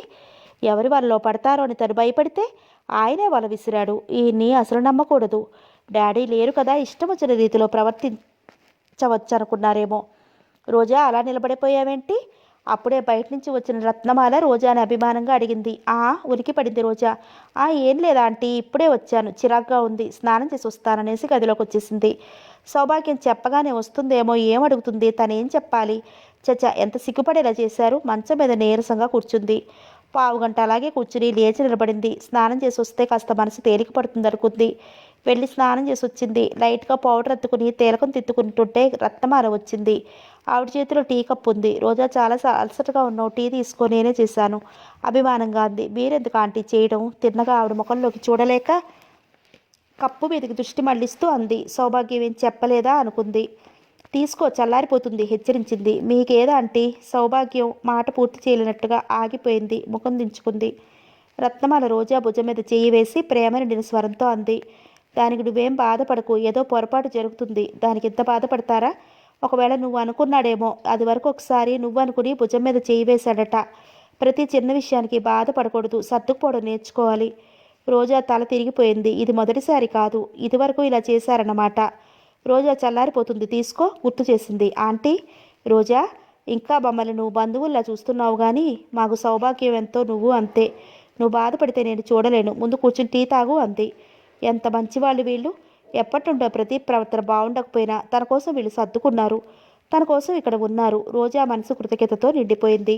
సౌభాగ్యం చాలా భయపడింది. విపరీతమైన దుఃఖం, బాధగా ఉంది. రోజా రాకపోతే ఈరోజు తను గెలిచేది. ఆ గెలుపు వెంట్రుక వాసులో తప్పిపోయిందన్న బాధ ఒకవైపు, ప్రదీప్ రోజాకి జరిగినవి చెప్పేస్తే ఏమంటుందో, ఏ గొడవ చేస్తుందో అన్న భయంతో ఆపుకుందామన్నా ఆగకుండా వెర్రి దుఃఖం కలుగుతోంది. తల్లి ఎంతో బ్రతిమాలింది. రోజా అక్కయ్యకి కోపం వస్తే ప్రదీప్ని తిడుతుందని, అప్పుడు చాలా ప్రమాదమని. అయినా సౌభాగ్యానికి దుఃఖం ఆగటం లేదు. వర్మ వచ్చాడు. రోజా గదిలోనే ఉండిపోయింది. సౌభాగ్యం ఆ రాత్రి చాలా హడావుడి చేసింది. ఏడ్చి ఏడ్చి గట్టిగా అరవటం, కాళ్ళు చేతులు తపతపా కొట్టుకోవడం చేసింది. రోజా డాక్టర్కి ఫోన్ చేస్తానంది. వద్దమ్మా, ఇది అప్పుడప్పుడు వస్తూ ఉంటుంది. అందుకే సౌభాగ్యం మనసు కలతపడకుండా చూసుకుంటాను. నిన్ను చూడాలని ఉందంటే వెంటనే తీసుకొచ్చేస్తున్నాను అన్నాడు వర్మ. ఇదంతా ప్రదీప్ మూలంగానే అనుకుంది రోజా. వర్మ కూడా ప్రదీప్ని ఏమీ దూషించకపోవడంతో వాళ్ళ మీద ఉన్న గౌరవం మరింత పెరిగింది. ప్రదీప్ని రోజా ఎప్పుడూ గౌరవించలేదు. అతని మాటని ఎప్పుడూ లెక్క చేయలేదు. ఇప్పుడు అతనంటే అసహ్యం కూడా బయలుదేరింది. తనని చూసి ఏ మగవాడు కళ్ళలో కూడా మర్చిపోడు. అలాంటిది ప్రదీప్ తనని హీనపరిచేలా సౌభాగ్యాన్ని లొంగ తీసుకోవాలనుకున్నాడు. అంటే తన అందం అతన్ని ఆకట్టుకోలేదు. తనంటే నిర్లక్ష్యం ఉండబట్టేగా. ఏం చూసుకునే ఆ గౌరవం? తనకే అందం ఉంది, దర్జా ఉంది. అవి తన పక్కన రాణించాయే కానీ అది వరకు ఎంత సాదాగా ఉండేవాడు. ఆ రోజులు మర్చిపోయాడా? ప్రదీప్కి ఎలాగైనా బుద్ధి చెప్పాలనుకుంది. రోజా తప్పైపోయిందని లెంపలు వాయించుకొని చేయాలనుకుంది. ఏ పార్టీకైనా ఏ ప్రోగ్రాంకైనా తను వస్తే చాలని అందరూ పొంగిపోతారే. అలాంటిది తన పక్కన ఎంత హుందాగా ఉండవలసిన వ్యక్తికి ఇలాంటి హీనమైన బుద్ధులా? తనంటే ఎంతమంది పడిచచ్చారు. తను ఎంత దర్జాగా నిబ్బరంగా నిలబడింది. ఆలోచనలతో రోజా తల పగిలిపోతున్నట్లుగా ఉంది. ఆ రాత్రంతా రోజా కంటి మీద నిద్ర రాలేదు. వర్మ బిల్డింగ్ కాంట్రాక్ట్ గురించి అడిగాడు. ఆయన ఎందుకో ఇష్టపట్టలేదు అంకుల్ అంటూ ఆగిపోయింది. దేంట్లోనైనా ఇప్పటి నుండి చురుగ్గా ముందుకి అడుగేయాలమ్మా. మీ నాన్న అన్నింటి నిలబెట్టుకుంటే చాలు అనుకుంటే కాదు. మీ నాన్న ఇచ్చింది నిలబెట్టుకుంటే చాలు అనుకుంటే కాదు. మనం ఏం చేసాం, ఎంత వృద్ధి చేసామన్నది కావాలి. పెద్దవాళ్ళు ఇచ్చింది పదింతలు వృద్ధి చేసినప్పుడే మన సామర్థ్యం తెలిసేది. ఆయన తిండికి లోటు లేకుండా ఇంత సంపాదించి ఇచ్చాడు కదా అని సరిపెట్టుకుంటే ఎలాగా? మీ తాత మీ నాన్నకి చదువు చెప్పించాడు. నీకు చదువు చెప్పించి నువ్వేమీ కష్టపడక్కర్లేకుండా కొంత డబ్బుని కూడా సంపాదించాడు. అంటే ఒక్కో తరానికి అంతస్తు, గౌరవం పెంపొందుతాయన్నమాట. మీ తాత తండ్రి మీ తాతకి చదువు చెప్పించలేదు. ఆయనే మీకే ఏదో ఉపాయం చెప్పండి అంకుల్, మీరే చప్పున అంది. వాళ్ళ తాత ఎలా చదువుకున్నాడో తెలుసుకోవాలని రోజాకి లేదు. అది విని భరించలేదు కూడా. ఇది కూడా పార్ట్నర్షిప్పే అనుకో, అంతా నేనే చూసుకుంటాను. నీకు ఇష్టమైతే నువ్వు అగ్రిమెంట్ కాగితాల మీద సంతకం పెట్టు. తర్వాత అతనే రంగంలోకి దిగుతాడు. రోజా కళ్ళలోకి చూశాడు. రోజా ఆలోచిస్తోంది. ప్రదీప్ అలా ప్రవర్తించిన మనసులోనే దాచుకున్నారు. డాడీ పోయిన దుఃఖం నుండి తను అంత తొందరగా కోలుకుంటే అది వీళ్ళ ఆదరణ వల్లే. అంకుల్ అన్నట్లు తను సంతకం పెట్టేస్తే అతనికి ఎలాగైనా దీనిలో శ్రద్ధ కలిగేలా చేయవచ్చు. 4 చోట్లకి హుషారుగా తిరగకుండా ఉండటం వల్లే మరీ అలా ఉన్నారు. ఈ వయసులో ఎంత ఆకర్షణీయంగా ఉండాలి. గుండెలు అదరగొట్టేలా ఉండద్దు. రోజా, నీకేమైనా అనుమానాలుంటే వద్దు. ఇది చాలా పెద్ద కాంట్రాక్ట్. దీనికోసం ఎంతోమంది రికమెండేషన్లతో క్యూలో నిలబడ్డారు. నాకు పలుకుబడి ఉంది. నా సామర్థ్యం మీద వాళ్ళకి గురి ఉంది. అందుకే నాకు పిలుపు ఇచ్చారు. నాతో చేతులు కలపడానికి ఎంతోమంది సిద్ధంగా ఉన్నారు. మీ డాడీ నేను ఒక ప్రాణంగా ఉన్నాము. ఆయన ఆస్తిని కనీసం రెండింతలైనా చేస్తే ఏ లోకంలో ఉన్నా ఆయన సంతోషిస్తాడు. ప్రదీప్కి తెలివితేటలు ఉన్నాయి కానీ చొరవ లేదు, చురుకు లేదు. ఉన్నంతలో తృప్తి పడాలనే తత్వం గలవాడు. మనకి అందదు అనుకుంటే తల పట్టుకుని ఏడవకూడదే కానీ అందుబాటులో ఉన్న అందుకోకపోవడం సోమరితనం అనిపించుకుంటుంది. అతని కాస్త ఎంకరేజ్ చేస్తే పర్వాలేదు, పుంజుకుంటాడు. ప్రదీప్ మీద ఎంతో శ్రద్ధని కనపరిచాడు. రోజా మీద ఎంతో అభిమానం వలకపూశాడు. సాంబమూర్తి మీద ఎంతో గౌరవాన్ని ప్రదర్శించాడు. ఓకే అంకుల్, మీ ఇష్టమే నా ఇష్టం అని అంది రోజా సంతోషంగా. ఆ పూట అలా వెళ్ళిన ప్రదీప్ 4 రోజులకు వచ్చాడు. ప్రదీప్ని పరీక్షగా చూసింది రోజా. చాలా విసుగ్గా చిరాగ్గా కనిపించాడు. రోజా కథంతా నటర్లా అనిపించింది. తను ఏమీ అనకుండా, అంకుల్ వాళ్ళు ఏమీ అడగకుండా ఇంది ముందరకాళ్ళ బంధం అనుకుంది. పెద్ద సీరియస్గా ఉంటే ఏమనడానికి ధైర్యం ఉండదనుకున్నారేమో. అడిగేవాళ్ళు ఎలాగైనా అడుగుతారు, మంచివాళ్ళు కాబట్టి తప్పనిది ఎవరైనా చేస్తారు అని సర్దుకున్నాడు. తన ముఖం చూసి వెంటనే వెళ్ళిపోకుండా ఉండిపోయారు. ఇంకొకరెవరైనా అయితే ఈ పాటికి ఎంత అల్లరయ్యేది. ఇవన్నీ తెలిస్తేగా. ఎక్కడికి వెళ్ళారు అతన్నే చూస్తూ అడిగింది. ఊరు వెళ్ళాను, రోజా కేసి చూడకుండానే అన్నాడు. అతనికి మహాచిరాగ్గా విసుగ్గా ఉంది. అతను గేటు తీసుకుని వచ్చేసరికి సౌభాగ్యం వరండాలో నిలబడి ఉంది. సౌభాగ్యాన్ని చూస్తూనే అతనికి కంపరం పుట్టింది. వెనక్కి వెళ్ళిపోదామనిపించింది. నిజంగా ఈ గొడవతో వాళ్ళు వెళ్ళిపోతారనుకున్నాడు. బాగుంది, ఊరు వెళ్ళారనే అనుకున్నాను. ఊళ్ళో ఉండి కూడా ఇంటికి రాకుండా ఉండాలా? ఏ ఊరు వెళ్ళారు? కనీసం చెప్పి వెళ్తే ఏం పోయింది? బొంబాయి వెళ్ళాను, అర్జెంటుగా వెళ్లాల్సి వచ్చింది. అతను టవల్ తీసుకుని బాత్రూంలోకి వెళ్ళిపోయాడు. వెళ్ళే ప్రదీప్ జబ్బ పుట్టుకుని ఆపి అసలు ఆ నిర్లక్ష్యం ఏమిటో, అతని ఉద్దేశం ఏమిటో తేల్చుకోవాలనుకుంది. అంత కోపం వచ్చింది రోజాకి. అతను మంచిగా మాట్లాడితే కాంట్రాక్ట్ విషయం చెప్పాలనుకుంది.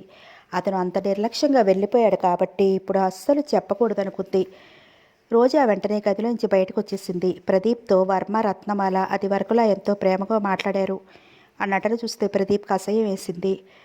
సౌభాగ్యం కాస్త దూరంగా తిరుగుతూ అతనికేసి ఓరగా చూస్తోంది. ప్రదీప్ ఎవరికేసి చూడలేదు. వాళ్ళు మాట్లాడిస్తే తప్పనిసరిగా జవాబిచ్చేవాడు. ఈ ముభావం చూసి రోజాకి చిర్రెత్తుకొచ్చింది. వాళ్ళంత అభిమానంగా మాట్లాడుతుంటే మీరు అలా ముభావంగా ఉంటారే? ఎవరైనా ఎన్నాళ్ళు సహనం పడతారు అంది ఒకసారి. ఏం చేస్తారు? పూటు వేసుకోబోతున్నవాడు ఆగి తల ఎత్తుతూ అడిగాడు. అంటే సహనం పట్టకపోతే ఏం చేస్తారు? అలాగే చూస్తూ అడిగాడు.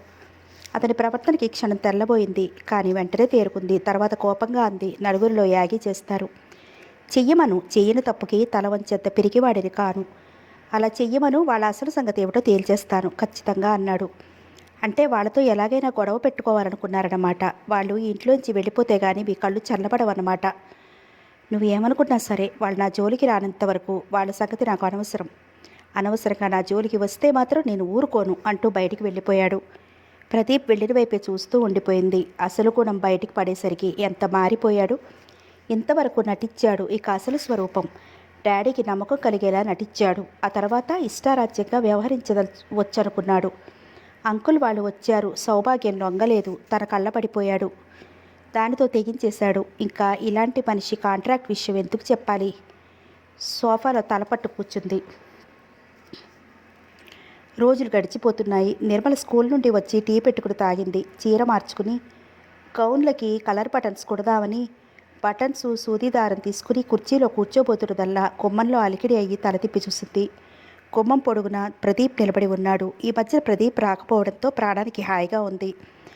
ఇంకా రాడు అనుకుని ఆ మాట మర్చిపోయి ఆ సంగతులు మర్చిపోవడానికి ఎంతో ప్రయత్నిస్తోంది. ప్రదీప్ని చూడగానే కుర్చీలో కూర్చోబోతున్నదల్లా నిటారుగా నిలబడింది. నిర్మల ఎంతో ప్రేమగా అభిమానంగా లాలనగా పిలిచాడు. మళ్ళీ ఎందుకు వచ్చావు? ముఖం తిప్పుకుంటూ అడిగింది. ఎందుకొస్తాను? అదే ప్రశ్న, పిచ్చి ప్రశ్న అన్నట్టు చూశాడు. నీకోసం వచ్చాను. ఇంకా నా మీద నీకు కోపం పోలేదా? ఎంతో జాలిగా అడిగాడు. ఇంకా నా మీద నీ కసి తీరలేదా? నిర్మల వెంటనే అడిగింది. నిర్మల దెబ్బతిన్నట్టు చూశాడు. నీ మీద నాకు కసా? నువ్వు నన్ను ఏం చేశావని కసి ఉంటుంది? అదే అడుగుతున్నాను. నేనేం చేశాను? నిర్మలంగా హాయిగా బ్రతుకుతున్న నన్ను, నా ప్రాణానికి నన్ను ఎందుకు బ్రతకనియ్యవు? ఆ కంఠంలో విసుగు, కోపం, బాధ, ఆవేదన కొట్టుబిట్టాడుతున్నాయి. నిర్మల, నన్ను నువ్వు ఎప్పుడూ వాదించలేదు. నన్ను ఎప్పుడూ అవమానపరచలేదు. నన్ను గౌరవించావు, అభిమానించావు, ఆదరించావు. నిర్మలకి దుఃఖం తోసుకొస్తోంది. ఒక్క గుట్టకలో ఆ బాధని కళ్ళు మూసుకుని దిగమంగింది. కానీ ఇప్పుడు ఎందుకు ఇలా చేస్తున్నావు? కారణం ఏమిటో ఎందుకు చెప్పవు? నేను ఎలా తెలుసుకోను? ఆవేదనగా అడిగాడు. 10 సార్లు నా చేత ఎందుకు అనిపిస్తావు? నీకు నిజంగా నా మీద కసే లేకపోతే నా జోలికి రావద్దు అని చెప్పినా ఎందుకు వినవు? నా విషయాలు పరాయి వాళ్ళకి చెప్పను. నాకు ఎవరి ఆదరాభిమానాలు అక్కరలేదు. నాకు ఒంటరిగా ప్రశాంతంగా బ్రతకాలని ఉంది. నేను చచ్చే వరకు ఇలాగే బ్రతుకుతాను. వెళ్ళిపో నిర్మల. అతను బాధగా నుదురు రాసుకున్నాడు. జీవితంలో ఇలాంటి నరకం పగవాళ్ళకు కూడా వద్దు.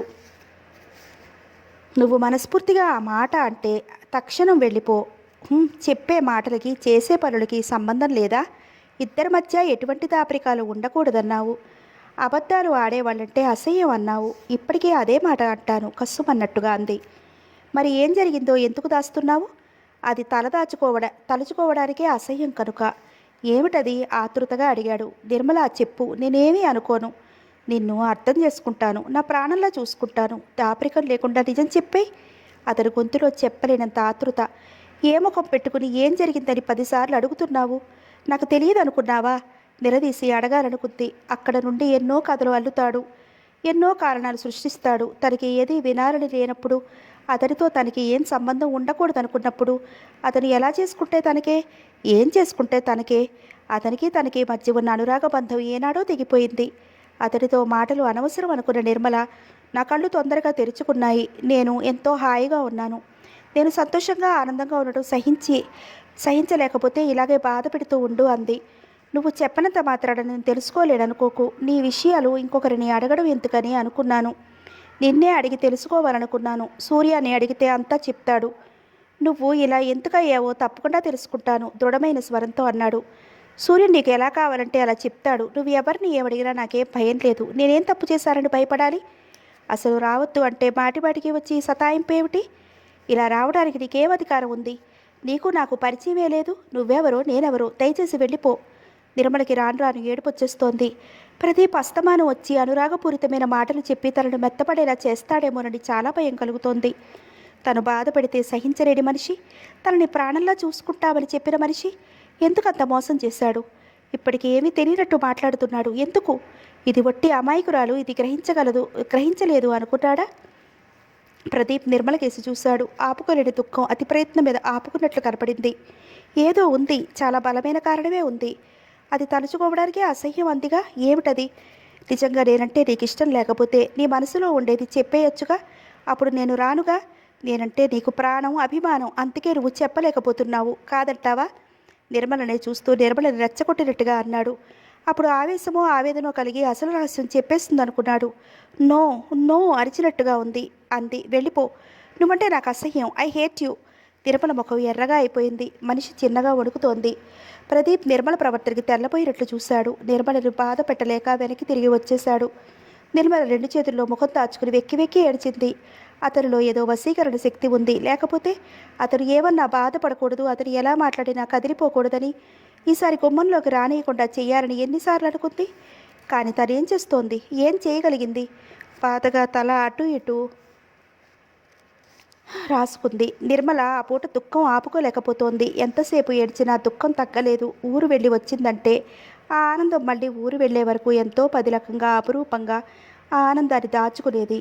ఆ ఆశాకిరణమే తన జీవితంలో లేకపోతే తన ఆశయాలు ఏమైనా తండ్రి పోగానే తను ఆత్మహత్య చేసుకునేదేమో. భగవంతుని లీలలు చిత్ర విచిత్రాలు. మొదట ఆకాశంలో విహరింపచేశాడు. తర్వాత బ్రతుకంటే భయం కలిగేలా చేశాడు. మనసు చలించి పిచ్చి ఎక్కుతుందేమో అనిపించేలా చేసి కాంతి కిరణాలని కళ్ళ ముందు కనపడేలా చేశాడు. మెల్లగా ఓదార్చాడు. మనసును గట్టిపరుచుకుని మొండిగా తిరుగుతుంటే నీ శక్తి అంతా అని సవాలు చేస్తున్నట్లు ప్రదీప్ని తనకు తటస్థపడేలా చేశాడు. కానీ తనకి మనోనిబ్బర ఉంది. ప్రదీప్ వచ్చి నువ్వంటే నా ప్రాణం, నా కంటి వెలుగు అనగానే తను బోల్తా పడదు. అసలు అతను ఎలాంటి వాడైనా కానీ అతనితో తనకి ఎటువంటి సంబంధము లేదు. అంతే. నిర్మల తేరుకుంది. లేచి వెళ్ళి అల్మారా తెరిచింది. ఎదురుగా తండ్రి ఫోటో నవ్వుతూ కనపడింది. తండ్రి రోజు సుమతి శతకం చదివి వినిపించేవాడు. ఒక్కొక్కసారి నిర్మలని చదవమనేవాడు. మనసు ఎంతో తేలిగ్గా అనిపించేది. నిర్మల సుమతి శతకం పుస్తకం తీసుకుని పుస్తకం తెరిచి శ్రావ్యమైన కంఠంతో నెమ్మదిగా చదివింది. కిటికీలో నుండి చల్లగా వీచిన గాలి తండ్రి పేరుతో నిమిరినట్లయింది. తండ్రి ఫోటో కేసి చూసింది. తండ్రి తనకేసి చూస్తున్నాడు. అనవసరంగా ఎందుకు బాధపడతావు? నీ తప్పేవి లేనప్పుడు నువ్వు బాధపడకూడదు. తప్పు చేసిన వాళ్లే బాధపడతారు. తండ్రి ఆకాశంలో చెప్పిన మాటలు మళ్ళీ చెప్పినట్టు అనుకుంది. తండ్రి అకాలంలో చెప్పిన మాటలు మళ్ళీ చెప్పినట్టు అనుకుంది. లేదు, నేను బాధపడను. తప్పు చేసిన వాళ్లే బాధపడనప్పుడు ఏ తప్పు చేయని నేనెందుకు బాధపడాలి? నాకు అబద్ధాలు చెప్పేవాళ్ళంటే అసహ్యమని అతనికి తెలుసు. అయినా అతను నా దగ్గర అసలు విషయం దాచాడు, మోసం చేశాడు. అలాంటి వాడు వచ్చి వెళ్ళినప్పుడల్లా నేనెందుకు బాధపడాలి? నేను అనుకున్నదేమిటి, చేస్తున్నదేమిటి? తనను తాను ప్రశ్నించుకుంది. అప్పుడు మనసంతా తేలిక పడింది. ఆ రోజు సౌభాగ్యం పుట్టినరోజు. వాళ్ళు వెళ్ళిపోతామంటే రోజా ఒప్పుకోలేదు. ఇది పరాయి ఇల్లా? మీరు నన్ను సౌభాగ్యంతో సమానమన్నారు. అంటే సౌభాగ్యం నా చెల్లెలు. నా చెల్లెలు బర్త్డే ఇక్కడ జరగకూడదా అంకుల్ అంది. అలా ఎప్పుడూ అనుకోకమ్మా. మేము వచ్చి చాలా రోజులైంది. నువ్వు మామూలు మనుషుల్లో పడ్డావు. మాకు కావలసింది అదే. నువ్వు ప్రదీప్ వచ్చి వారం రోజులు ఉండండి. మేము వస్తుంటాములే. రత్నమాల రోజా తల మీద చెయ్యి వేస్తూ అంది. అవునమ్మా రోజా, నేను పనుల మీద అటు ఇటు తిరుగుతున్నానే కానీ ఆంటీ సౌభాగ్యం ఇక్కడే ఉంటున్నారుగా. ఇక వెళదాము అన్నాడు వర్మ. ఏం ఉండకూడదా అంకుల్? ఉండకూడదని కాదు, మీరు మా ఇంటికి అసలు రాలేదు. మీరే ఈ ఊరు వచ్చేయండి. మీరు ఎలాగో పని మీద అస్తమాను తిరుగుతారు. అప్పుడు ఆంటీ సౌభాగ్యం ఒక్కళ్ళే ఉండాలిగా. మీరు నెలకి వారం 10 రోజుల కన్నా ఇంట్లో ఉండరు అంది రోజా. నాన్నగారికి ఆ మాట ఎప్పుడో చెప్పానక్క. నా మాట అసలు వినరు. సౌభాగ్యం బొంగమూతి పెట్టింది. అక్కడ అంత ఇల్లు ఏం చేయాలి? ఇక్కడ మళ్ళీ మొదటి నుండి ప్రారంభించాలని అంటే మాటలా? ముక్కు మీద నుంచి జారిపోయే కళ్ళజోడుని చూపుడు వేలుతో తోసుకుంటూ అన్నాడు వర్మ. ఈ బిల్డింగ్ కాంట్రాక్ట్ అయినాక మా ఇల్లు కట్టిస్తానన్నారుగా. మీరు ఇక్కడ కట్టేసుకోండి రోజా అంది. అవునా, మనం కూడా అక్కడే కట్టుకుందాం సౌభాగ్యం అంది. చాలాసేపు ఇల్లు ఎలా కట్టుకోవాలని దాని మీద మాట్లాడుకున్నారు. తర్వాత సౌభాగ్యం బర్త్డే ఇక్కడే జరగాలని పట్టుబట్టింది రోజా. సౌభాగ్యం బర్త్డే చాలా గ్రాండ్గా చేసింది.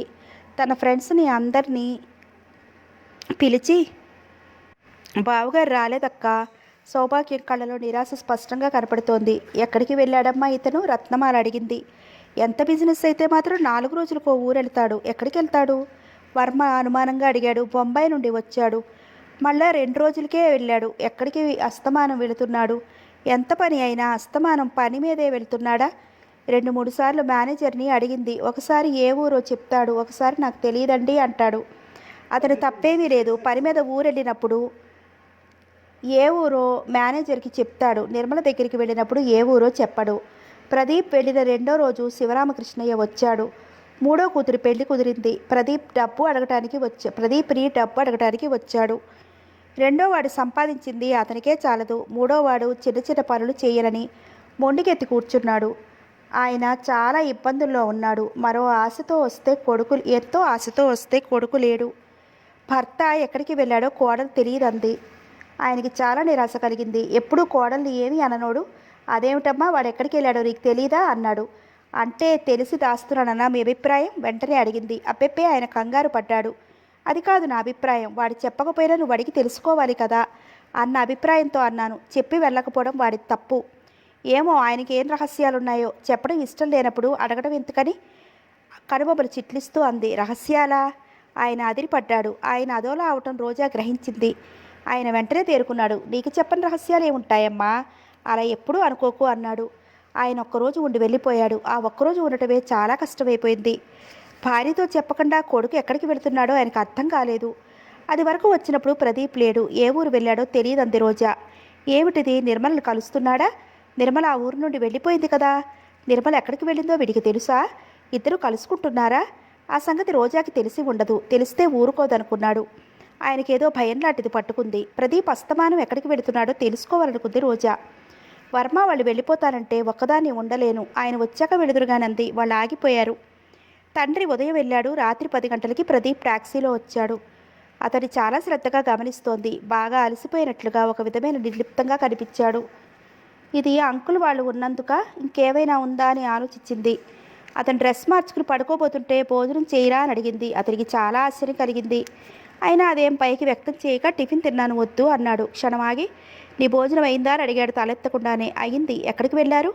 ఆ గొంతులో సౌమ్యానికి నిజంగా చాలా ఆశ్చర్యం కలిగింది ప్రదీప్కి.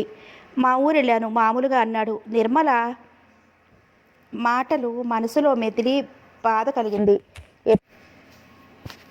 ఎప్పుడు వెళ్ళారు? రోజాకేదో అనుమానం లాంటిది కలిగింది. ఎప్పుడు వెళ్ళాను నీకు తెలియదా?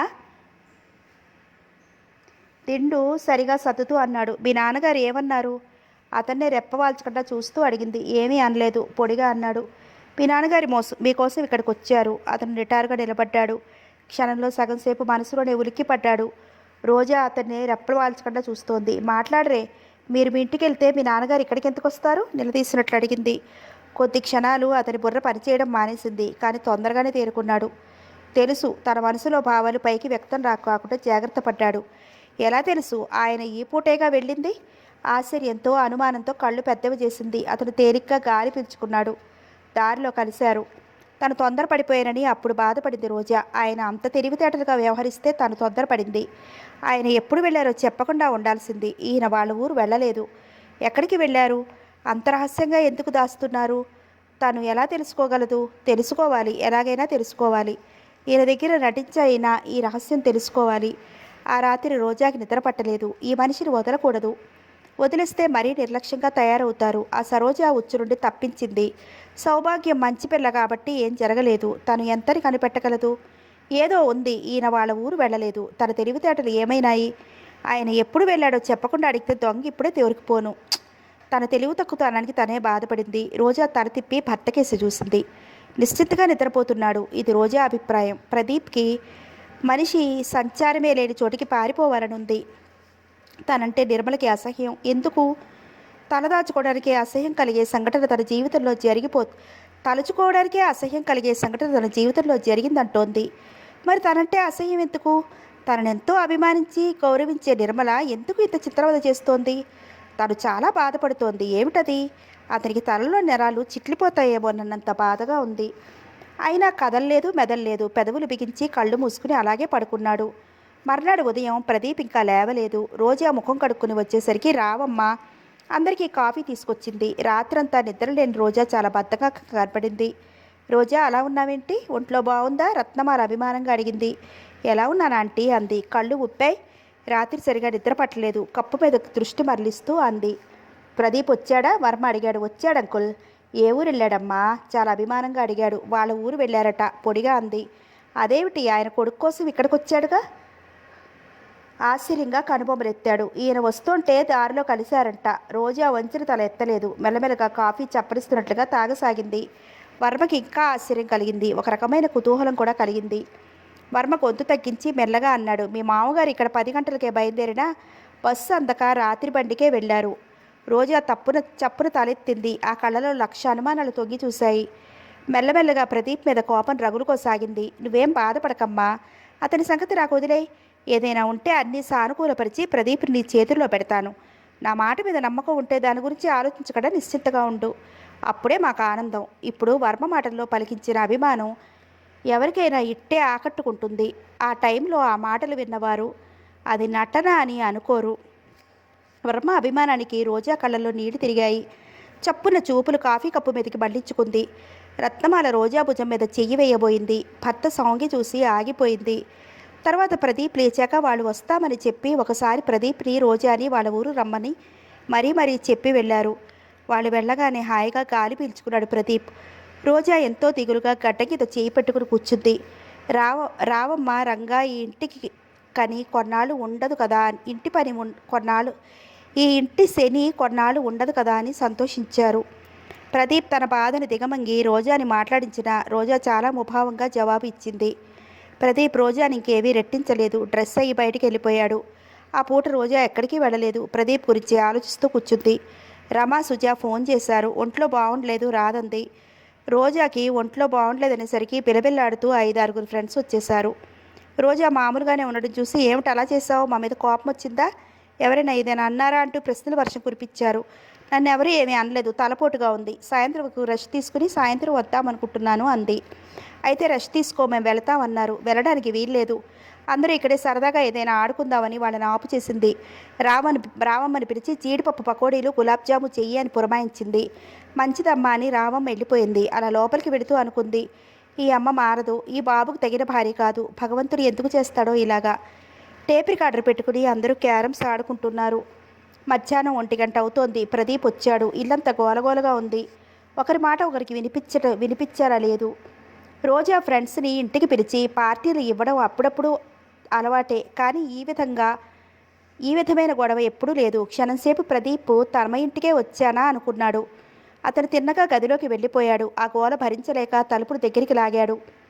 రంగా వెళ్ళి రోజాతో సార్ వచ్చారమ్మా అన్నాడు. టేప్ రికార్డర్ ఆగిపోయింది. నవ్వులు కేకలు ఆగిపోయాయి. అందరూ ముఖాలు చూసుకున్నారు. ఒక్కసారిగా అంతా నిశ్శబ్దం అయిపోయింది. రోజా లేచి వచ్చింది. గది తలుపులు దగ్గరగా ఉండటం చూసి ప్రదీప్ ఏదైనా అనొచ్చు అనుకుంది. తలుపులు తోసి లోపలికి అడుగు పెట్టింది. ప్రదీప్ చేతులు వెనక్కి పెట్టుకుని ఆ గదిలో అటు ఇటు పచార్లు చేస్తున్నాడు. తలుపు తోసిన చప్పుడవడంతో ఆగి వెనక్కి చూశాడు. రోజా కళ్ళల్లోకి గుచ్చి చూశాడు. ఎప్పుడూ ప్రదీప్ చూపులకి తొట్టుపడని రోజా కొంచెం తొట్టుపడి చూపులు మండించుకుంది. తర్వాత అదేం తెలియని దానిలాగా భోజనం పెట్టేయమంటారా అంది. భోజనం తర్వాత బిల్డింగ్ కాంట్రాక్ట్ మీద నువ్వు సంతకం పెట్టావా? అతని స్వరం కంగుమంది. రోజా రెప్పపట్టు కాలం ఉలిక్కిపడింది, కానీ ఆ ఉలికిపాటు పైకి కనపడనీయలేదు. ప్రదీప్కి ఎలా తెలిసిందన్నది చాలా ఆశ్చర్యం అనిపించింది. ఆ ఆశ్చర్యాన్ని కూడా పైకి వ్యక్తం కానియకుండా నిదానంగా అంది. అవును, పెట్టాను. రోజా ధైర్యానికి మొండితనానికి తెల్లబోయాడు. మొదట అసలు తనతో సంప్రదించకపోతే అతను ఇంత ఇదయ్యేవాడు కాదు. తనతో చెప్పింది తను వద్దు అన్నాడు. ఆ వర్మ రోజాని పుట్టలో వేసుకున్నాడు. తన ఇష్టం వచ్చినట్లు ఆడిస్తాడు. మరి నాతో చెప్పలేదే? చెప్పడం అనవసరం అనుకున్నావా? ఎంత చెప్పినా మీరు వినలేదు. అది చాలా లాభదాయకమని అంకుల్ చెప్పారు. డాడీ ఇచ్చిన ఆస్తి రెండింతలు చెయ్యాలనే కోరిక నాకుంది. మీరు వినలేదు. మీతో ఎప్పుడు చెబుదామన్నా ఎప్పుడు సీరియస్గానే ఉంటారు. ఎప్పుడు చెప్పాలి? ఎదురు ప్రశ్నించింది. ఆ వర్మ నిన్ను బాగా బుట్టలో వేసుకున్నాడు. ఇప్పుడు చెబుతున్నాను విను. దీన్ని పూర్తిగా ముంచుతే గాని ఇల్లు వదలడు. అది ఆపేక్ష కాదు, నటన. అంతా నటన. నాకు నచ్చిన వాళ్ళని మీకు ఎప్పుడు నచ్చరు. మంచి వాళ్ళని మీరు ఎప్పుడూ అర్థం చేసుకున్నారు. అసలు లాభాలతోనే మీకు ఈ విషయం చెప్పాలనుకున్నాను. అప్పుడే ఎవరు ఊదారో మీ దగ్గర. ఇప్పుడు చెప్తున్నాను, గుర్తుంచుకోండి. రోజా మంచి పని చేశావని మీ నోటితో మీరే అంటారు. ఆ కళ్ళల్లో గర్వం తళతళలాడింది. ప్రదీప్ ఏదో అందామని అంతలో నిగ్రహించుకున్నాడు. రోజా ఎంత చెప్పినా వినదు. వర్మ ఈ మూర్ఖత్వాన్ని ఆసరాగా తీసుకున్నాడు. కానీ ఎలా జరిగితే అలా జరుగుతుందనుకుని వెంటనే బయటికి వెళ్ళిపోయాడు. 2-3 నెలలు గడిచిపోయాయి. ప్రదీప్ ఆఖరి చెల్లెలు పెళ్ళి అయింది. చిన్న చెల్లెలు భ్రమరిని భర్త వదిలేశాడు. ఆఖరి చెల్లెలు కాపురానికి వెళ్ళి 4 రోజులకే నేను వాడితో కాపురం చేయలేదని ఏడ్చి వచ్చేస్తే తల్లిదండ్రి బంధరించి పంపారు. అతనికి లేని అలవాటు లేదు. తాగి వచ్చి భార్యను పట్టుకుని తంతాడు. పెళ్లికి చాలా ఖర్చు చేశాడని తమ చేతికి చెప్పే మిగిలిందని ప్రదీప్ తమ్ముళ్ళిద్దరూ తండ్రి మీద విరుచుకుపడ్డారు. చిన్న తమ్ముడైతే తండ్రి మీద చెయ్యి ఎత్తాడు కూడా. మధ్యవర్తులు ఆపారు. ఈ గొడవలకి భయపడి ప్రదీప్ను ఒకసారి వచ్చి వెళ్ళమని ఎప్పుడూ ఉత్తరం రాయని రుక్మిణమ్మ కొడుక్కి ఉత్తరం రాసింది. తల్లి రాసిన ఉత్తరం కూడబలుక్కుంటూ చదువుకున్నాడు. ఆవిడ ఎంతో బాధ కలిగితే గాని ఉత్తరం రాయదని గ్రహించిన ప్రదీప్ ఇంటికి బయలుదేరాడు. ప్రదీప్ వెళ్ళిన మర్నాడే వర్మ వచ్చాడు. అతన్ని చూడగానే రోజాకి చాలా సంతోషం కలిగింది. ఆంటీ, సౌభాగ్యం రాలేదా అంకుల్ అని అడిగింది. ఈ మధ్య ఆంటీకి ఒంట్లో బాగుండటం లేదమ్మా, తలనొప్పని బాధపడుతోంది. ప్రదీప్ లేడా అని అడిగాడు అటు ఇటు చూస్తూ. వాళ్ళ ఊరు వెళ్ళాడు అంకుల్. వాళ్ళ ఊరా? అదోలా చూశాడు. రోజాకు అర్థం కాలేదు. అవునంకుల్, వాళ్ళమ్మ రమ్మని ఉత్తరం రాసిందట.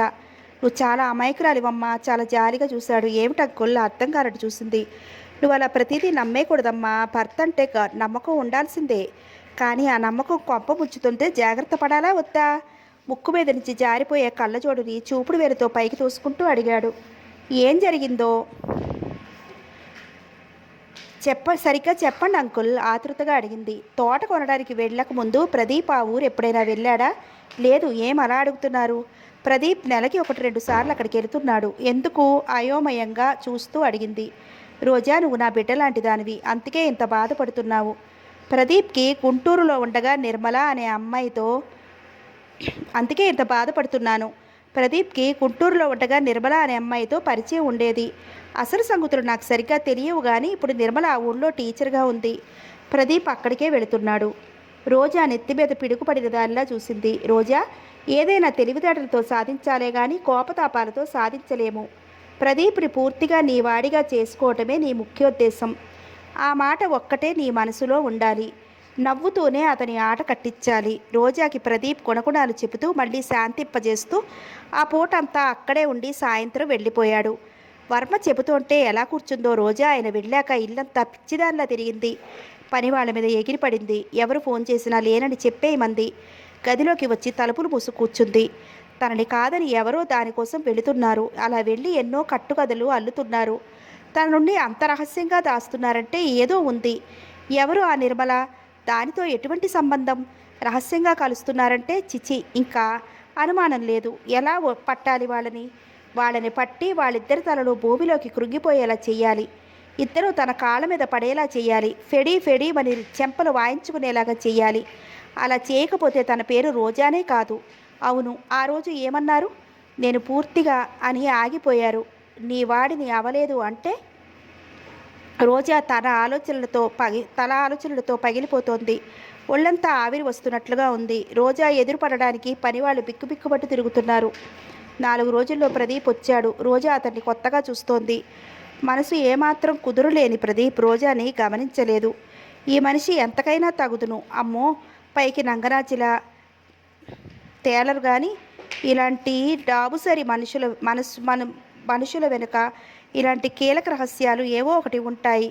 తనను ఎవరూ గమనించలేదనుకుంటారు, కానీ ఎప్పుడో అప్పటికి ఎవరో ఒకరు పట్టేస్తారని, ఆ రహస్యాలు పట్టబయలు చేస్తారని అసలు ఊహించరు. అందులో తన దగ్గర కొద్ది రోజుల్లోనే ఇద్దరినీ పట్టేదు. అప్పుడు ఏం జవాబు చెప్తారో చూస్తాను. ప్రదీప్ కేసి కసిగా చూసింది.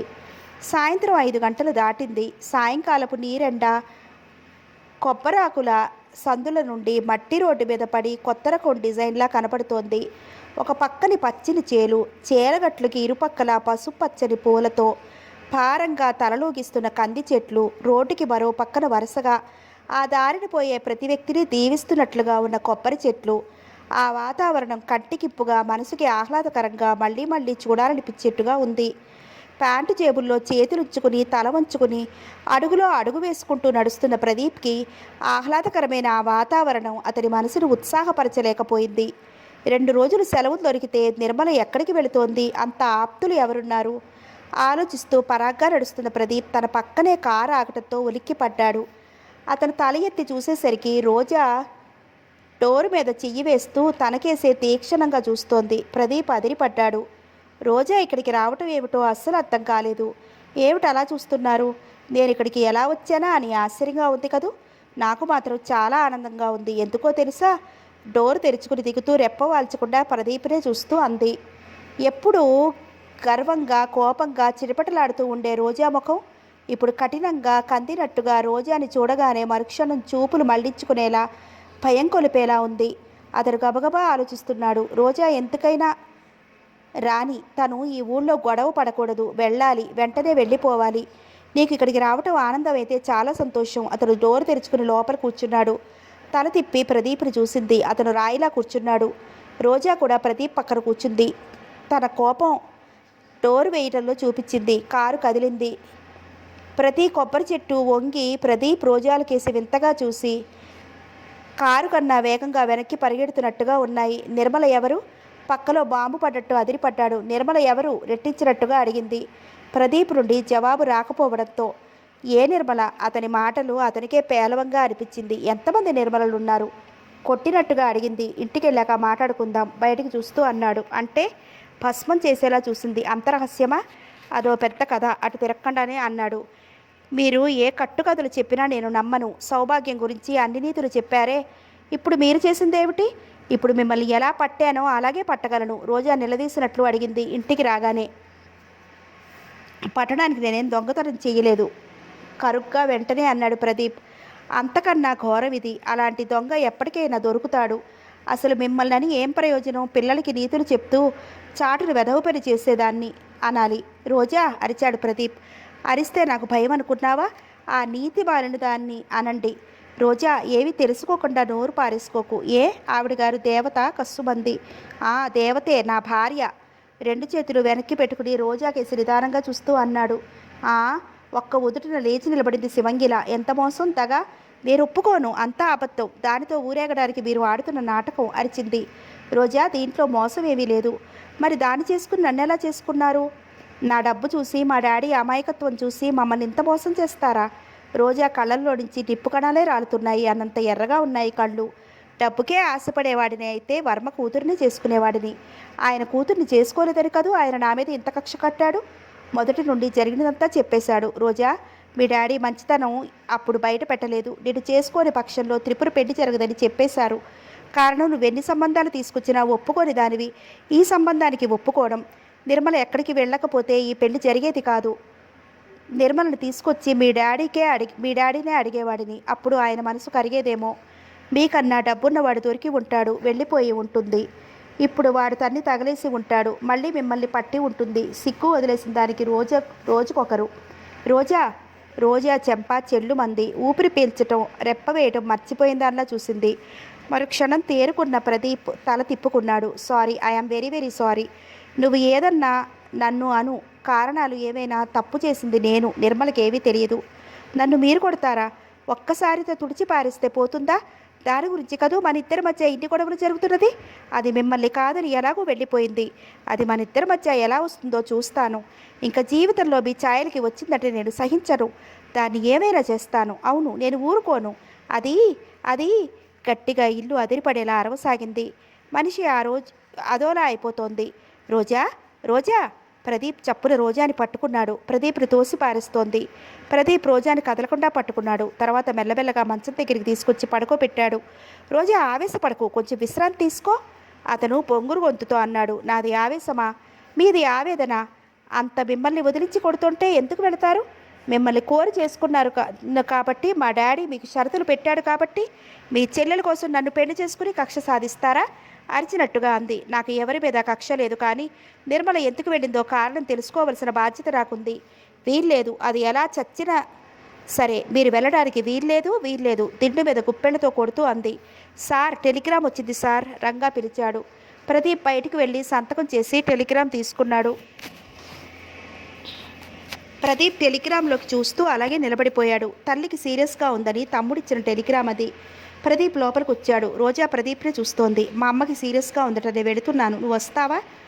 నన్ను ఇంత ముంచిన వాళ్ళు ఏవైతే నాకే, నేను చచ్చిన రాను. మంచిది. అతను 2 జతల బట్టలు బ్రీఫ్ కేసులో పెట్టుకుని వెళ్ళిపోయాడు. ఉదయం 10 గంటలు అవుతోంది. ఎంత ఓపికతో కూర్చుందామన్నా కూర్చోలేడి నిర్మల హెడ్ మాస్టర్కి చెప్పి బయటకు వచ్చింది. చేత్తో ఓ పక్కన ఒత్తుకుంది.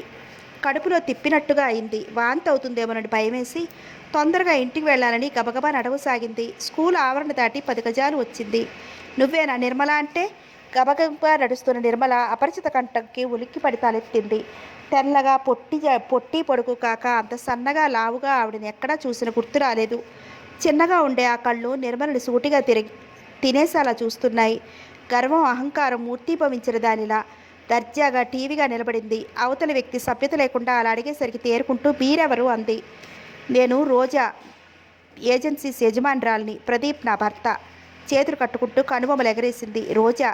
నిర్మలకి రోజా ఆ చుట్టూ ప్రదేశం కళ్ళ ముందు గిరులు తిరిగాయి. కళ్ళకేవి కనిపించలేదు. శివరామకృష్ణయ్య 10 కంఠాలతో అరిచినట్లు చెవులు హోరెత్తాయి. కానీ మరుక్షణం తేరుకుంది. ఇది కొత్తగా విన్న విషయం కాదు. ఏమిటి అలా అయిపోయావు? నేను చెప్పింది అర్థమైందా? గర్వంగా అంది. కాస్త మర్యాదగా మాట్లాడండి. నేను ప్రదీప్ భార్యను. నన్ను ఏమైనా ప్రదీప్ సహించరు. మనసులో మంటలు లేస్తున్నా పైకి చిరునవ్వుతో అంది. అంటే? అంతవరకు స్టైల్గా నిలబడిన రోజా అరిచినట్టుగా అంది. మర్యాద ఇచ్చి పుచ్చుకోండి. నువ్వెవరు చెప్పటానికి? నీకు మర్యాద. తల్లికి జబ్బని వంకపెట్టి పెళ్లి చేసుకుని ఇంకోటి డబ్బున్నవాడు దొరికాడు కదా అని వాడితో వెళ్ళిపోయిన దానికి మర్యాద ఇవ్వాలా? ఈ నాటకాలు నాకు ఎప్పుడో తెలుసు. ఇంకా ఇప్పుడు మీ ఆటలు సాగవు. మా ఇద్దరి మధ్యకి వచ్చావంటే ఏం చేస్తానో తెలుసా? ఉంకరించినట్టుగా అంది. ఏం చేస్తారు? ఈ పరిస్థితికి అసహ్యం కలిగిన రోజా తనని అంతహీనంగా మాట్లాడుతుంటే సహించలేకపోయింది. ఏం చేస్తావో చూద్దు గాని. నీకు అంత సరదాగా ఉంటే నేనెందుకు కాదనాలి? మర్యాదగా తప్పుకుంటావా బ్రతికిపోతావు, లేకపోతే నీ బ్రతుకు రోడ్డు మీదకి ఏడుస్తాను, జాగ్రత్త. రోజా విసవిస నడిచి వచ్చేసింది. చిచ్చి, నిర్మలకి తన మీద తనకే అసహ్యం కలిగింది. రోజా కారు దగ్గరికి వచ్చింది. కనిపించిందా? వర్మ అడిగాడు. కనిపించింది అంకుల్ అంటూ అడిగింది చెప్పింది. ఈ ఊరు నుంచి మకా ఎత్తేస్తుంది చూడు అన్నాడు. ఆయనకి సంతోషంగా పరమానందంగా ఉంది. మనసు గాల్లో తేలిపోతున్నట్లుగా ఉంది. ప్రదీప్, నన్ను కాదని సుఖంగా బ్రతకాలనే ఈ వర్మ పగ తాచుపాము పగ. ఇంతవరకు నేను కావాలి అనుకున్నది పరుల పాలు కాలేదు. నేను కోరుకున్న ప్రతిదీ ఎంత ఖర్చైనా సంతోషంగా ఖర్చు పెట్టి అనుభవించాను. అలాంటిది నా మాట తోసిపారేసి సుఖంగా బ్రతకటానికి ఎవరికీ చేత కాదు. మీరిద్దరూ నా కాళ్ళ దగ్గర కూర్చునే రోజు వస్తుంది. అతనికి గట్టిగా నవ్వాలనిపించింది. రోజా నిర్మల వస్తే ఎలా బెదిరిస్తే బాగుంటుందో సలహాలు అడుగుతోంది. వర్మ రోజాని రెచ్చగొడుతూ మళ్ళీ ఏం పర్వాలేదని జోకొడుతున్నాడు. ఇంట్లో అంతా ఆందోళనగానే ఉన్నారు. ప్రదీప్ తల్లి మంచం దగ్గరే కూర్చున్నాడు. ఆడపిల్లలు కంగారు పడి ఏడుస్తుంటే నాకేం పర్వాలేదమ్మా, ఏడవకండి అంటోంది. వాళ్ళకి ఇంకా దుఃఖం వస్తోంది. చాటుకు వెళ్ళి ఏడుస్తున్నారు. ప్రదీప్ వాళ్ళని ఊరుకోబెట్టి తల్లి ఎదురుగా అలా బెంబేలు పడవద్దని చెప్పాడు. ప్రదీప్ నీతో కొంచెం మాట్లాడరాలరా అంది నెమ్మదిగా. తర్వాత మాట్లాడుదుగానమ్మా, విశ్రాంతిగా పడుకో అన్నాడు. ఇంకెలాగో విశ్రాంతేరా, ఆడపిల్లలు చిన్నవాళ్ళు కంగారు పడతారని అలా అన్నాను గాని నేనింక బతకనురా అమ్మా మందలింపుగా కంగారుగా అన్నాడు. పెద్దాడిని నువ్వు ధైర్యంగా ఉండి అందరికీ ధైర్యం చెప్పాలి. ప్రదీప్ చెయ్యి మీద చెయ్యి వేసింది.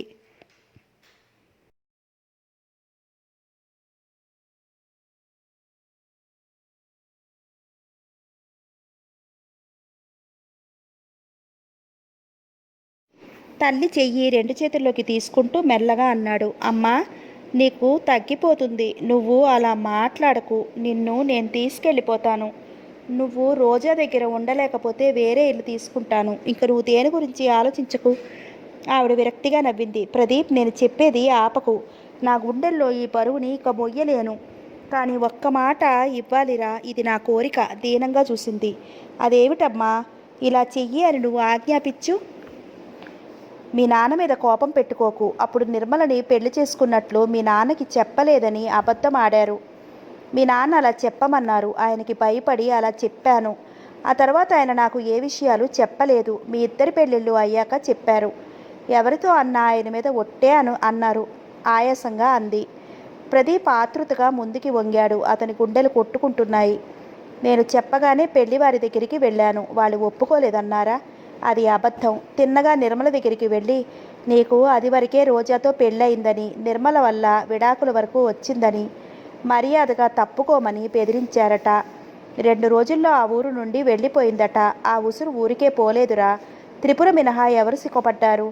ఆడదాన్ని అయ్యుండి ఒక ఆడపిల్లకి అన్యాయం జరుగుతుంటే చూస్తూ ఊరుకున్నాను. ఈ పాపం కట్టి కొడుపుతోంది అమ్మా బాధగా అన్నాడు. ఇంత మంచితనం పిరికితనం కూడా ఉండకూడదమ్మా. ఒక్క మాట నాతో చెప్పి ఉంటే అన్నీ నేనే చూసుకునేవాడిని కదమ్మా. అందుకే నిర్మల నన్ను అసహించుకుంది బొంగురు గొంతుకుతో అన్నాడు. అతని బాధ పదింతలైంది. చిచి, అందుక నువ్వంటే అసహ్యంగా ఉంది. ఏ ముఖం పెట్టుకుని 10 సార్లు ఏం జరిగిందని అడుగుతున్నావు అని అడిగింది. అతను బాధగా నుదురు రాసుకున్నాడు. నిర్మల కనిపించిందా? ఆతృతగా అడిగింది. ఓ మారుమూల తండ్రిని కూడా పోగొట్టుకుని ఒంటరిగా బ్రతుకుతోంది. అయ్యో, ఒక అమాయకురాలిని ఉసురు పెడితే ఆ పాపం పోదురా. అందుకే ఈ కొంప ఇలా అయింది. ఎంతోసేపు ఏడ్చింది. ప్రదీప్ తన బాధను దిగమంగి తల్లి నీ ఊరుకోపెట్టాడు. ప్రదీప్కి తండ్రి ముఖం చూడడానికే అసహ్యం కలిగింది. ఆయన దిగులుగా ఓ మూల కూర్చున్నాడు. ఆ రాత్రి పడుకున్న రుక్మిణమ్మ తెల్లవారి ఇంకా లేవలేదు. ఎన్నో బాధల్ని ఇముడ్చుకున్న రుక్మిణమ్మ నిశ్చింతగా నిద్రపోతున్నట్లే ఉంది. ప్రదీప్ ఆగమేఘాల మీద వచ్చినట్టుగా వచ్చాడు. నిర్మలకి అంతా చెప్పేయాలి. నిర్మల వినకపోయినా బలవంతంగా జరిగిందంతా చెప్పేయాలి అనుకున్నాడు. అప్పుడు నిర్మల ఎన్ని తిట్లు తిట్టినా, తనని ఎంత అసహించుకున్నా తను ఆనందంగా భరిస్తాడు. అంతేగాని అది వరకే తనకు పెళ్ళయిందని, నిర్మల తనని ప్రదీప్ మోసం చేశాడని బాధపడటం మాత్రం సహించలేదు. నిర్మల బాధపడకూడదని అనుకున్నాడు. ఎంత ఆతృతతో వచ్చాడో అంత కంగారు పడ్డాడు. ఇంట ఆవిడ నిర్మలకి కడుపులో నొప్పని ఆపరేషన్ చెయ్యాలన్నారని మాస్టర్ హాస్పిటల్కి తీసుకెళ్లారని చెప్పింది. ప్రదీప్ స్థానువులా నిలబడ్డాడు. చాలా పెద్ద ఆపరేషన్ అంట. పాపం శంకర్రావు మాస్టర్ తల్లికి సీరియస్గా ఉందని టెలిగ్రామ్ వచ్చిందంట. నిర్మల్ని హాస్పిటల్లో చేర్పించి అలా వెళ్తారన్నాడు. సమయానికి మీరు వచ్చారు. ఇవేమీ ప్రదీప్కి వినిపించడం లేదు. చెవుల్లో సముద్రపు హోరు. ఆవిడ చెప్పి ట్యాక్సీలో కూర్చున్నాడు. ట్యాక్సీ ఎంత స్పీడ్గా పోతున్నా అతనికి అసలు జరిగినట్లుగా లేదు. డ్రైవర్, తొందరగా పోని అని వెనక్కి జారగిలపడ్డాడు. ప్రదీప్ ఆతృతగా కంగారుగా డాక్టర్ రూమ్లోకి అడుగుపెట్టాడు. చంద్ర, నువ్వా అన్నాడు సంభ్రమాశ్చర్యాలతో. ఇద్దరూ సంతోషంతో ఆలింగనం చేసుకున్నారు. ఇద్దరు ఇంటర్ వరకు క్లాస్మేట్స్. చంద్రానికి హఠాత్తుగా తల్లిదండ్రులు పోవడంతో మేనమామ తన కూతుర్నిచ్చి పెళ్లి చేసి చదువు చెప్పించాడు. గది వరకు వచ్చిన ప్రదీప్ నిర్మల గొంతు విని ఆగిపోయాడు. అన్నయ్య, నువ్వు వదిన నన్ను ఎంతో అభిమానంతో చూసినా మీ దగ్గర ఓ రహస్యం దాచాను. నాకు 4 ఏళ్ల కొడుకు ఉన్నాడు. ఈ ఊళ్ళోనే దుర్గాబాయమ్మ గారి దగ్గర పెరుగుతున్నాడు. నాన్నగారికి ఆవిడ గురువు వంటిదట. నాన్నగారి బలవంతం మీద నేను ఒప్పుకున్నాను. నాన్నగారు నాకు మంచి ఉద్యోగం దొరికే వరకు బాబుని అక్కడే ఉంచమన్నారు. అది పల్లెటూరు. నలుగురు విమర్శించినా నా మీద నిందలు వేస్తారని, నాకు ఏదైనా అయితే. ఆశ్చర్యంగా వింటున్న శంకరం, నిర్మల ఆఖరినన్న మాటలతో ఏం మాటమ్మా, ఈ రోజుల్లో ఆపరేషన్ ఎంత తేలిగ్గా చేస్తారో నీకు తెలీదా? నువ్వేం భయపడకు, నీకు ఆపరేషన్ తేలిగ్గా అవుతుంది అన్నాడు. ఈ మాట విన్న ప్రదీప్ హృదయం అంతా ఆందోళనలోనూ అనిర్వచనీయమైన భావంతో నిండిపోయింది. నిర్మల చెప్పే మాటలకి చెవి ఒగ్గి నిలబడ్డాడు. వాడి కోసం బ్రతకాలనే ఉందన్నయ్య. ఒకవేళ ఏదైనా అయితే ఎవరు వచ్చి ఎన్ని కథలు చెప్పినా వాడిని ఎవ్వరికీ ఇవ్వనని మాట చెయ్యి చాపింది. అలా మాట్లాడుకు నిర్మల. నేను వినలేను దుఃఖం ఆపుకుంటూ అన్నాడు. నీ రుణం ఎన్ని జన్మలెత్తినా నేను తీర్చుకోలేను. తల్లిదండ్రుల్ని పోగొట్టుకుని జీవితంలో ఓడిపోయి ఒంటరిగా బ్రతుకుతున్న నాకు మీ ఆదరణే లేకపోతే ఏమయ్యేదాన్నో. అలా అనకమ్మా. సాటి మనిషికి సహాయపడటం మానవ ధర్మం. ఎంతమంది మనిషిగా ప్రవర్తిస్తున్నారు. నూటికో కోటికో నీలాంటి వారు ఒక్కరు ఉంటారు. ఈ ప్రపంచం అంతా మోసం. ఎవరిని ఎలా అన్యాయం చేసి ఆనందించాలా అని చూస్తారు. అన్నయ్య, నేను చెప్పేది విను. నాకేదన్నా అయితే బాబుని అనాథ శరణాలయంలో చేర్పించు. ఎవరు వచ్చి ఏం చెప్పినా ఆఖరికి నా శవం కూడా ఇవ్వటానికి వీల్లేదు. ఇది నా కోరిక. ఎవరొచ్చినా నా బాబుని నా శవాన్ని ఇవ్వనని మాట ఇయ్యి. లేకపోతే ప్రదీప్ ఇంకా అక్కడ ఒక్క క్షణం కూడా నిలబడలేనట్లు వడివడిగా యువతలకి వచ్చేశాడు. అతనికి తన తప్పు 1000 రెట్లయి కోటి రూపాయల్లో వికటాట్టహాసం చేసినట్టయింది. నిర్మల ఆపరేషన్ సక్సెస్ అయింది. శంకరం తల్లిపోయింది. నిర్మలను ఇంక మర్నాడు తీసుకెళ్ళిపోవచ్చని చెప్పాడు డాక్టర్. దుర్గాబాయి అనే ఆవిడ చిల్డ్రన్స్ క్రేష్ నడుపుతోంది. ఆవిడ వెంకటేశ్వర్లకు తెలుసు. నిర్మల పరిస్థితి చెప్పి బాబుని నిర్మలకి వేరే ఊళ్ళో ఉద్యోగం దొరికేంత వరకు పెంచమని కోరాడు. ఆవిడ పరిస్థితి అర్థం చేసుకుని సరే అంది. ప్రదీప్ ఆ అడ్రస్ తెలుసుకుని అక్కడికి వెళ్ళాడు. వెళ్ళగానే అంతమందిలో తన బాబు ఎవరో తెలుసుకోలేకపోయాడు. కానీ సాయంత్రం ఎవరి పిల్లల్ని వాళ్ళు తీసుకెళ్ళిపోయాక మిగిలిన ఒక్క బాబు దుర్గాబాయమ్మ చెయ్యి పట్టుకుని చురుగ్గా వెళుతున్న పిల్లలకి టాటా చెప్తున్న కిరణ్ని చూసేసరికి ప్రదీప్కి ఒక్క అంగలో వెళ్ళి బాబుని గుండెలకి అదుముకోవాలనిపించింది. మనసుని ఎంతో చిక్కబట్టుకుని ఆవిడ బాబుని లోపలికి తీసుకెళ్లే వరకు నిలబడి బలవంతంగా యువతలకి వచ్చాడు. నిర్మల సెలవు ఉన్నప్పుడల్లా ఇక్కడికి వస్తోందన్నమాట. ప్రదీప్ చంద్రశేఖర్తో జరిగిందంతా చెప్పేశాడు. ఆఖరికి కొడుకు ఉన్నట్టు కూడా నాకు తెలియనే లేదంటే, తనకి ఏదైనా అయితే ఆ శవం కూడా నేను తాకకూడనంత అసహ్యం నా మీద ఉందంటే ఇంకా ఏం చెప్పినా నిర్మలను బాధించేవాడినే అవుతాను. నిర్మలని బాబుని సుఖంగా ఉండనీయడమే నాకు కావలసింది. చంద్ర, నిర్మలకి ఏదైనా ఉద్యోగం వచ్చేలా చూడమని కోరుతున్నాను. అప్పుడు బాబు తల్లి దగ్గరే ఉంటాడు. నేను సహాయం చేసినట్టు ఎట్టి పరిస్థితుల్లోనూ నిర్మలకి తెలియకూడదు. నేను సహాయం చేసినట్టు తెలిస్తే, నా డబ్బుతో తనకి వైద్యం జరిగిందని తెలిస్తే నిర్మల భరించలేదు. ఇంకా నా గురించి నిర్మలకు అసలు బాధపడకూడదు. ఇంకెప్పుడు నిర్మలని కలవను. చంద్రశేఖర్ ఎంత చెప్తున్నా ప్రదీప్ వినలేదు. పారవేల మనసుతో వెళ్ళిపోయాడు. వర్మ రోజా దగ్గరికి వేలాడేసిన ముఖంతో వచ్చాడు. ఏమిటక్కుల్, ఏం జరిగింది? కంగారుగా అడిగింది. ఏమిటోనమ్మా, రోజులు బాగుండలేదు. అనుకున్నవి తలకిందులయ్యాయి. నాకు చాలా బాధగా ఉంది. తలదించుకున్నాడు. ఏం జరిగింది అంకుల్? ఆ నిర్మల ఏమైనా గొడవ చేసిందా? ఆతృతగా అడిగింది. నేను ఎలాగో అలాగా భరిస్తాను కానీ నీకెలా చెప్పాలా అని బాధగా ఉంది. ఏం పర్వాలేదు అంకుల్, చెప్పండి. నిర్మలకి ఈ మధ్య ఆపరేషన్ జరిగింది తెలుసా అని అడిగాడు. లేదు, ప్రదీప్ దగ్గరుండి ఆపరేషన్ చేయించాడు. నిర్మలకి కొడుకు కూడా ఉన్నాడు. ఇంకా వేరే కాపురం పెడతాడని తెలిసింది. రోజా గొంతులో నుంచి ఆర్తనాదంలా వచ్చింది. అన్నీ ఒక్కసారే వచ్చాయి. బిల్డింగ్ కాంట్రాక్ట్లో చాలా నష్టం వచ్చింది. నేను ఎలాగో తట్టుకుంటాను. నిన్ను చూస్తేనే జాలిగా ఉంది. ఒక్కడిని అయిపోవడంతో ఈ 2 వార్తలు వినడంతో మీ ఆంటీ స్పృహ తప్పి పడిపోయింది. నీకు చెప్పడం ధర్మం, విధి కూడాను. మళ్ళీ కలుస్తాను. గుండె ధైర్యం అలాంటప్పుడే ఉండాలి. రువాలతో ముఖం తుడుచుకున్నాడు. అంకుల్ వెరిదాన్లా చూసింది. ఎప్పుడూ ఒకలాగే ఉండవమ్మా. ఒకసారి నష్టం వచ్చినా ఇంకోసారి రెట్టింపు లాభం వస్తుంది. వస్తాను. మీ ఆంటీ ఎలా ఉందో? చల్లగా జారుకున్నాడు. రోజాకి ప్రపంచమంతా గిరుడు తిరుగుతున్నట్లు అయింది. కళ్ళకేమీ కనిపించడం లేదు, చెవులకేమీ వినిపించడం లేదు. ఎంత మొండితనం! దీని లెక్కేమిటని కదూ ఆయన ఉద్దేశం. ఇంతవరకు తన కళ్ళు కప్పి ఆయన ఇష్టం వచ్చినట్టు చేశారే కానీ ఇక్కడ తనకి తెలిసాక ఎలా చేస్తారో చూస్తాను. తన కళ్ళు కప్పి దానితో వేరేటి కాపురం పెడతారా? ఆ ఆవేశంలోనే కారు వేసుకుని బయలుదేరింది. డాక్టర్తో చెప్పేసి గుండె రాయి చేసుకుని అక్కడ ఇంకా కాసేపు ఉంటే మనసు ఎక్కడ చెప్పిన మాట వినదో అన్న భయంతో వడివడిగా అడుగులు వేస్తూ గబగబా బయటకు వస్తున్న ప్రదీప్ నిప్పులు చెలిగే రూపంతో తననే తీక్షణంగా చూస్తూ నిలబడిన రోజాని చూసి స్టన్ అయ్యాడు. ఎక్కడికక్కడే రోజా తనని వెంటాడుతోంది. ఏం అలా చూస్తారు? నిన్ను రోజాని మర్చిపోయారా? కంగుమనే స్వరంతో అంది రోజా. అతను గబగబా రోజా దగ్గరికి వచ్చాడు. ఇంటికి నడు, నీకన్నీ చెప్తాను సౌమ్యంగా అన్నాడు. ఇంకా మీరు ఏం చెప్పినా నేను వినను, నమ్మను కూడా. మీ నాటకాలు నాకు తెలియవనుకోండి. మీరు ఏ మూల ఏం చేసినా నేను తెలుసుకోగలను. మొన్న వచ్చి గడ్డి పెట్టినా దానికి సిగ్గు లేదన్నమాట. ఇలాంటి వాళ్ళకి మామూలు మాటలతో బుద్ధి రాదు. దాని సంగతి ఇప్పుడే తేల్చేస్తాను. ప్రదీప్ని దాటి వెళ్ళబోయింది. ప్రదీప్ చప్పున రోజా చేయి పట్టుకుని ఆపాడు. రోజా అతన్ని విదిలించుకోవాలని చూసింది. సాధ్యం కాలేదు. రోజా ప్లీజ్ ఇంటికి నడు. అసలు సంగతులు తెలియకుండా తొందరపడకూడదు సౌమ్యంగా అన్నాడు. వదలండి. ఇంకా దబాయించుదామనుకుంటున్నారా? నన్ను మోసం చేసిన వాళ్ళు ఎవరూ సుఖపడలేదు. అతన్ని తోసేయబోయింది. ప్రదీప్ రోజా పెరుగులాడుతున్నా ఆ బలవంతంగా బయటికి తీసుకొచ్చేశాడు. కారులో కూర్చోబెట్టి తాను కూర్చుని డోరు వేశాడు. అతని కారు నడపనీయలేదు రోజా. మీ ఎత్తులు నాకు తెలుసు. మీరు నన్ను వదులుచుకోవడానికి ఏవైనా చెప్తారు. ఇన్ని చేసిన మీరు దానికోసం నన్ను చంపరని గ్యారంటీ ఏమిటి? తనే స్టీరింగ్ తీసుకుంది. అతను బాధగా కళ్ళు మూసుకున్నాడు. పెదవి విప్పలేదు. రోజా ఎవరైనా వింటారని కానీ ఏమీ లేకుండా పిచ్చి పట్టిన దానిలా అరుస్తోంది. కారుని ఇష్టం వచ్చినట్టు నడపసాగింది. ప్రదీప్ రోజాని ప్రతిమలాడు. తల్లి చనిపోతూ చెప్పిన విషయం చెప్పాడు. కన్న తండ్రి కొడుకు చేయవలసిన అన్యాయం కాదిది. ఆయన నాకు తండ్రి అని చెప్పుకోవడానికి నోరు రావటం లేదు రోజా. చూస్తూ నిర్మలని ఆ పరిస్థితుల్లో నేను వదలలేను. అందుకే ఆపరేషన్ దగ్గర నుండి చేయించాను. ఇక నిర్మల కంటికి కూడా కనిపించరని ఆ పేరే తలవనని నీకు మాట ఇస్తున్నాను. ఇంకా ఆ విషయం మర్చిపో. నువ్వు విశ్రాంతిగా కూర్చో, నేను నడుపుతాను.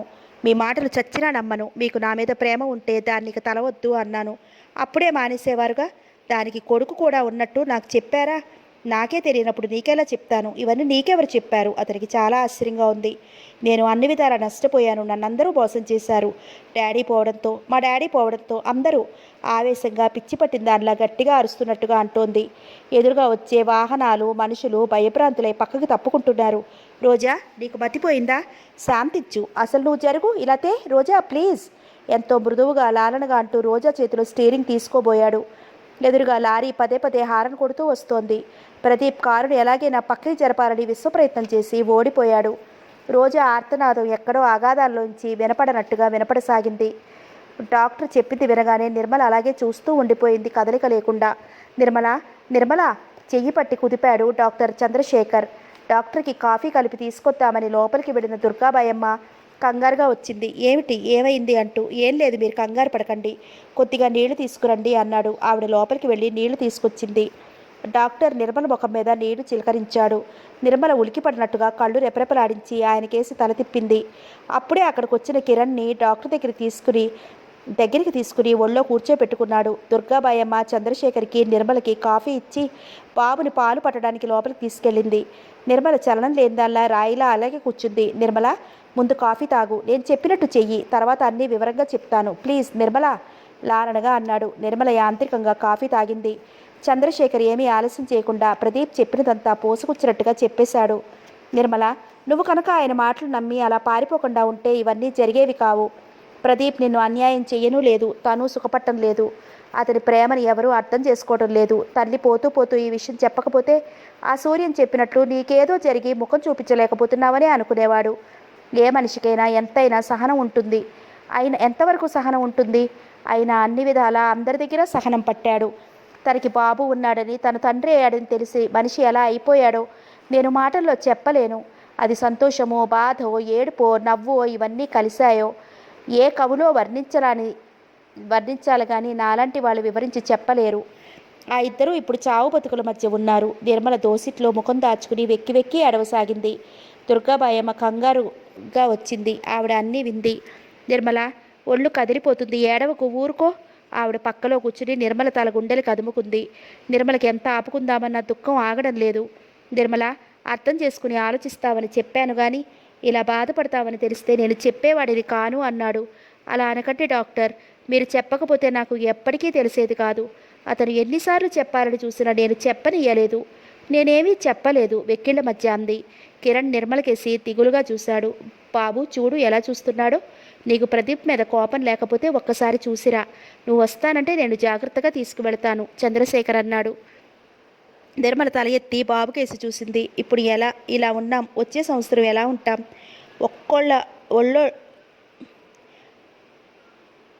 ఒళ్ళొళ్ళో హాయి అంటూ ఉంటాయి.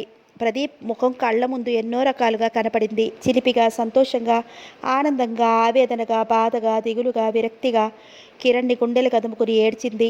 దుర్గాబాయమ్మ ఏదో అనబోయింది. నిర్మలనే పరీక్షగా చూస్తున్న చంద్రశేఖర్ వద్దని వారించాడు. ఆవిడ ఆగిపోయింది. కొద్దిసేపటికి నిర్మల తేరుకుంది.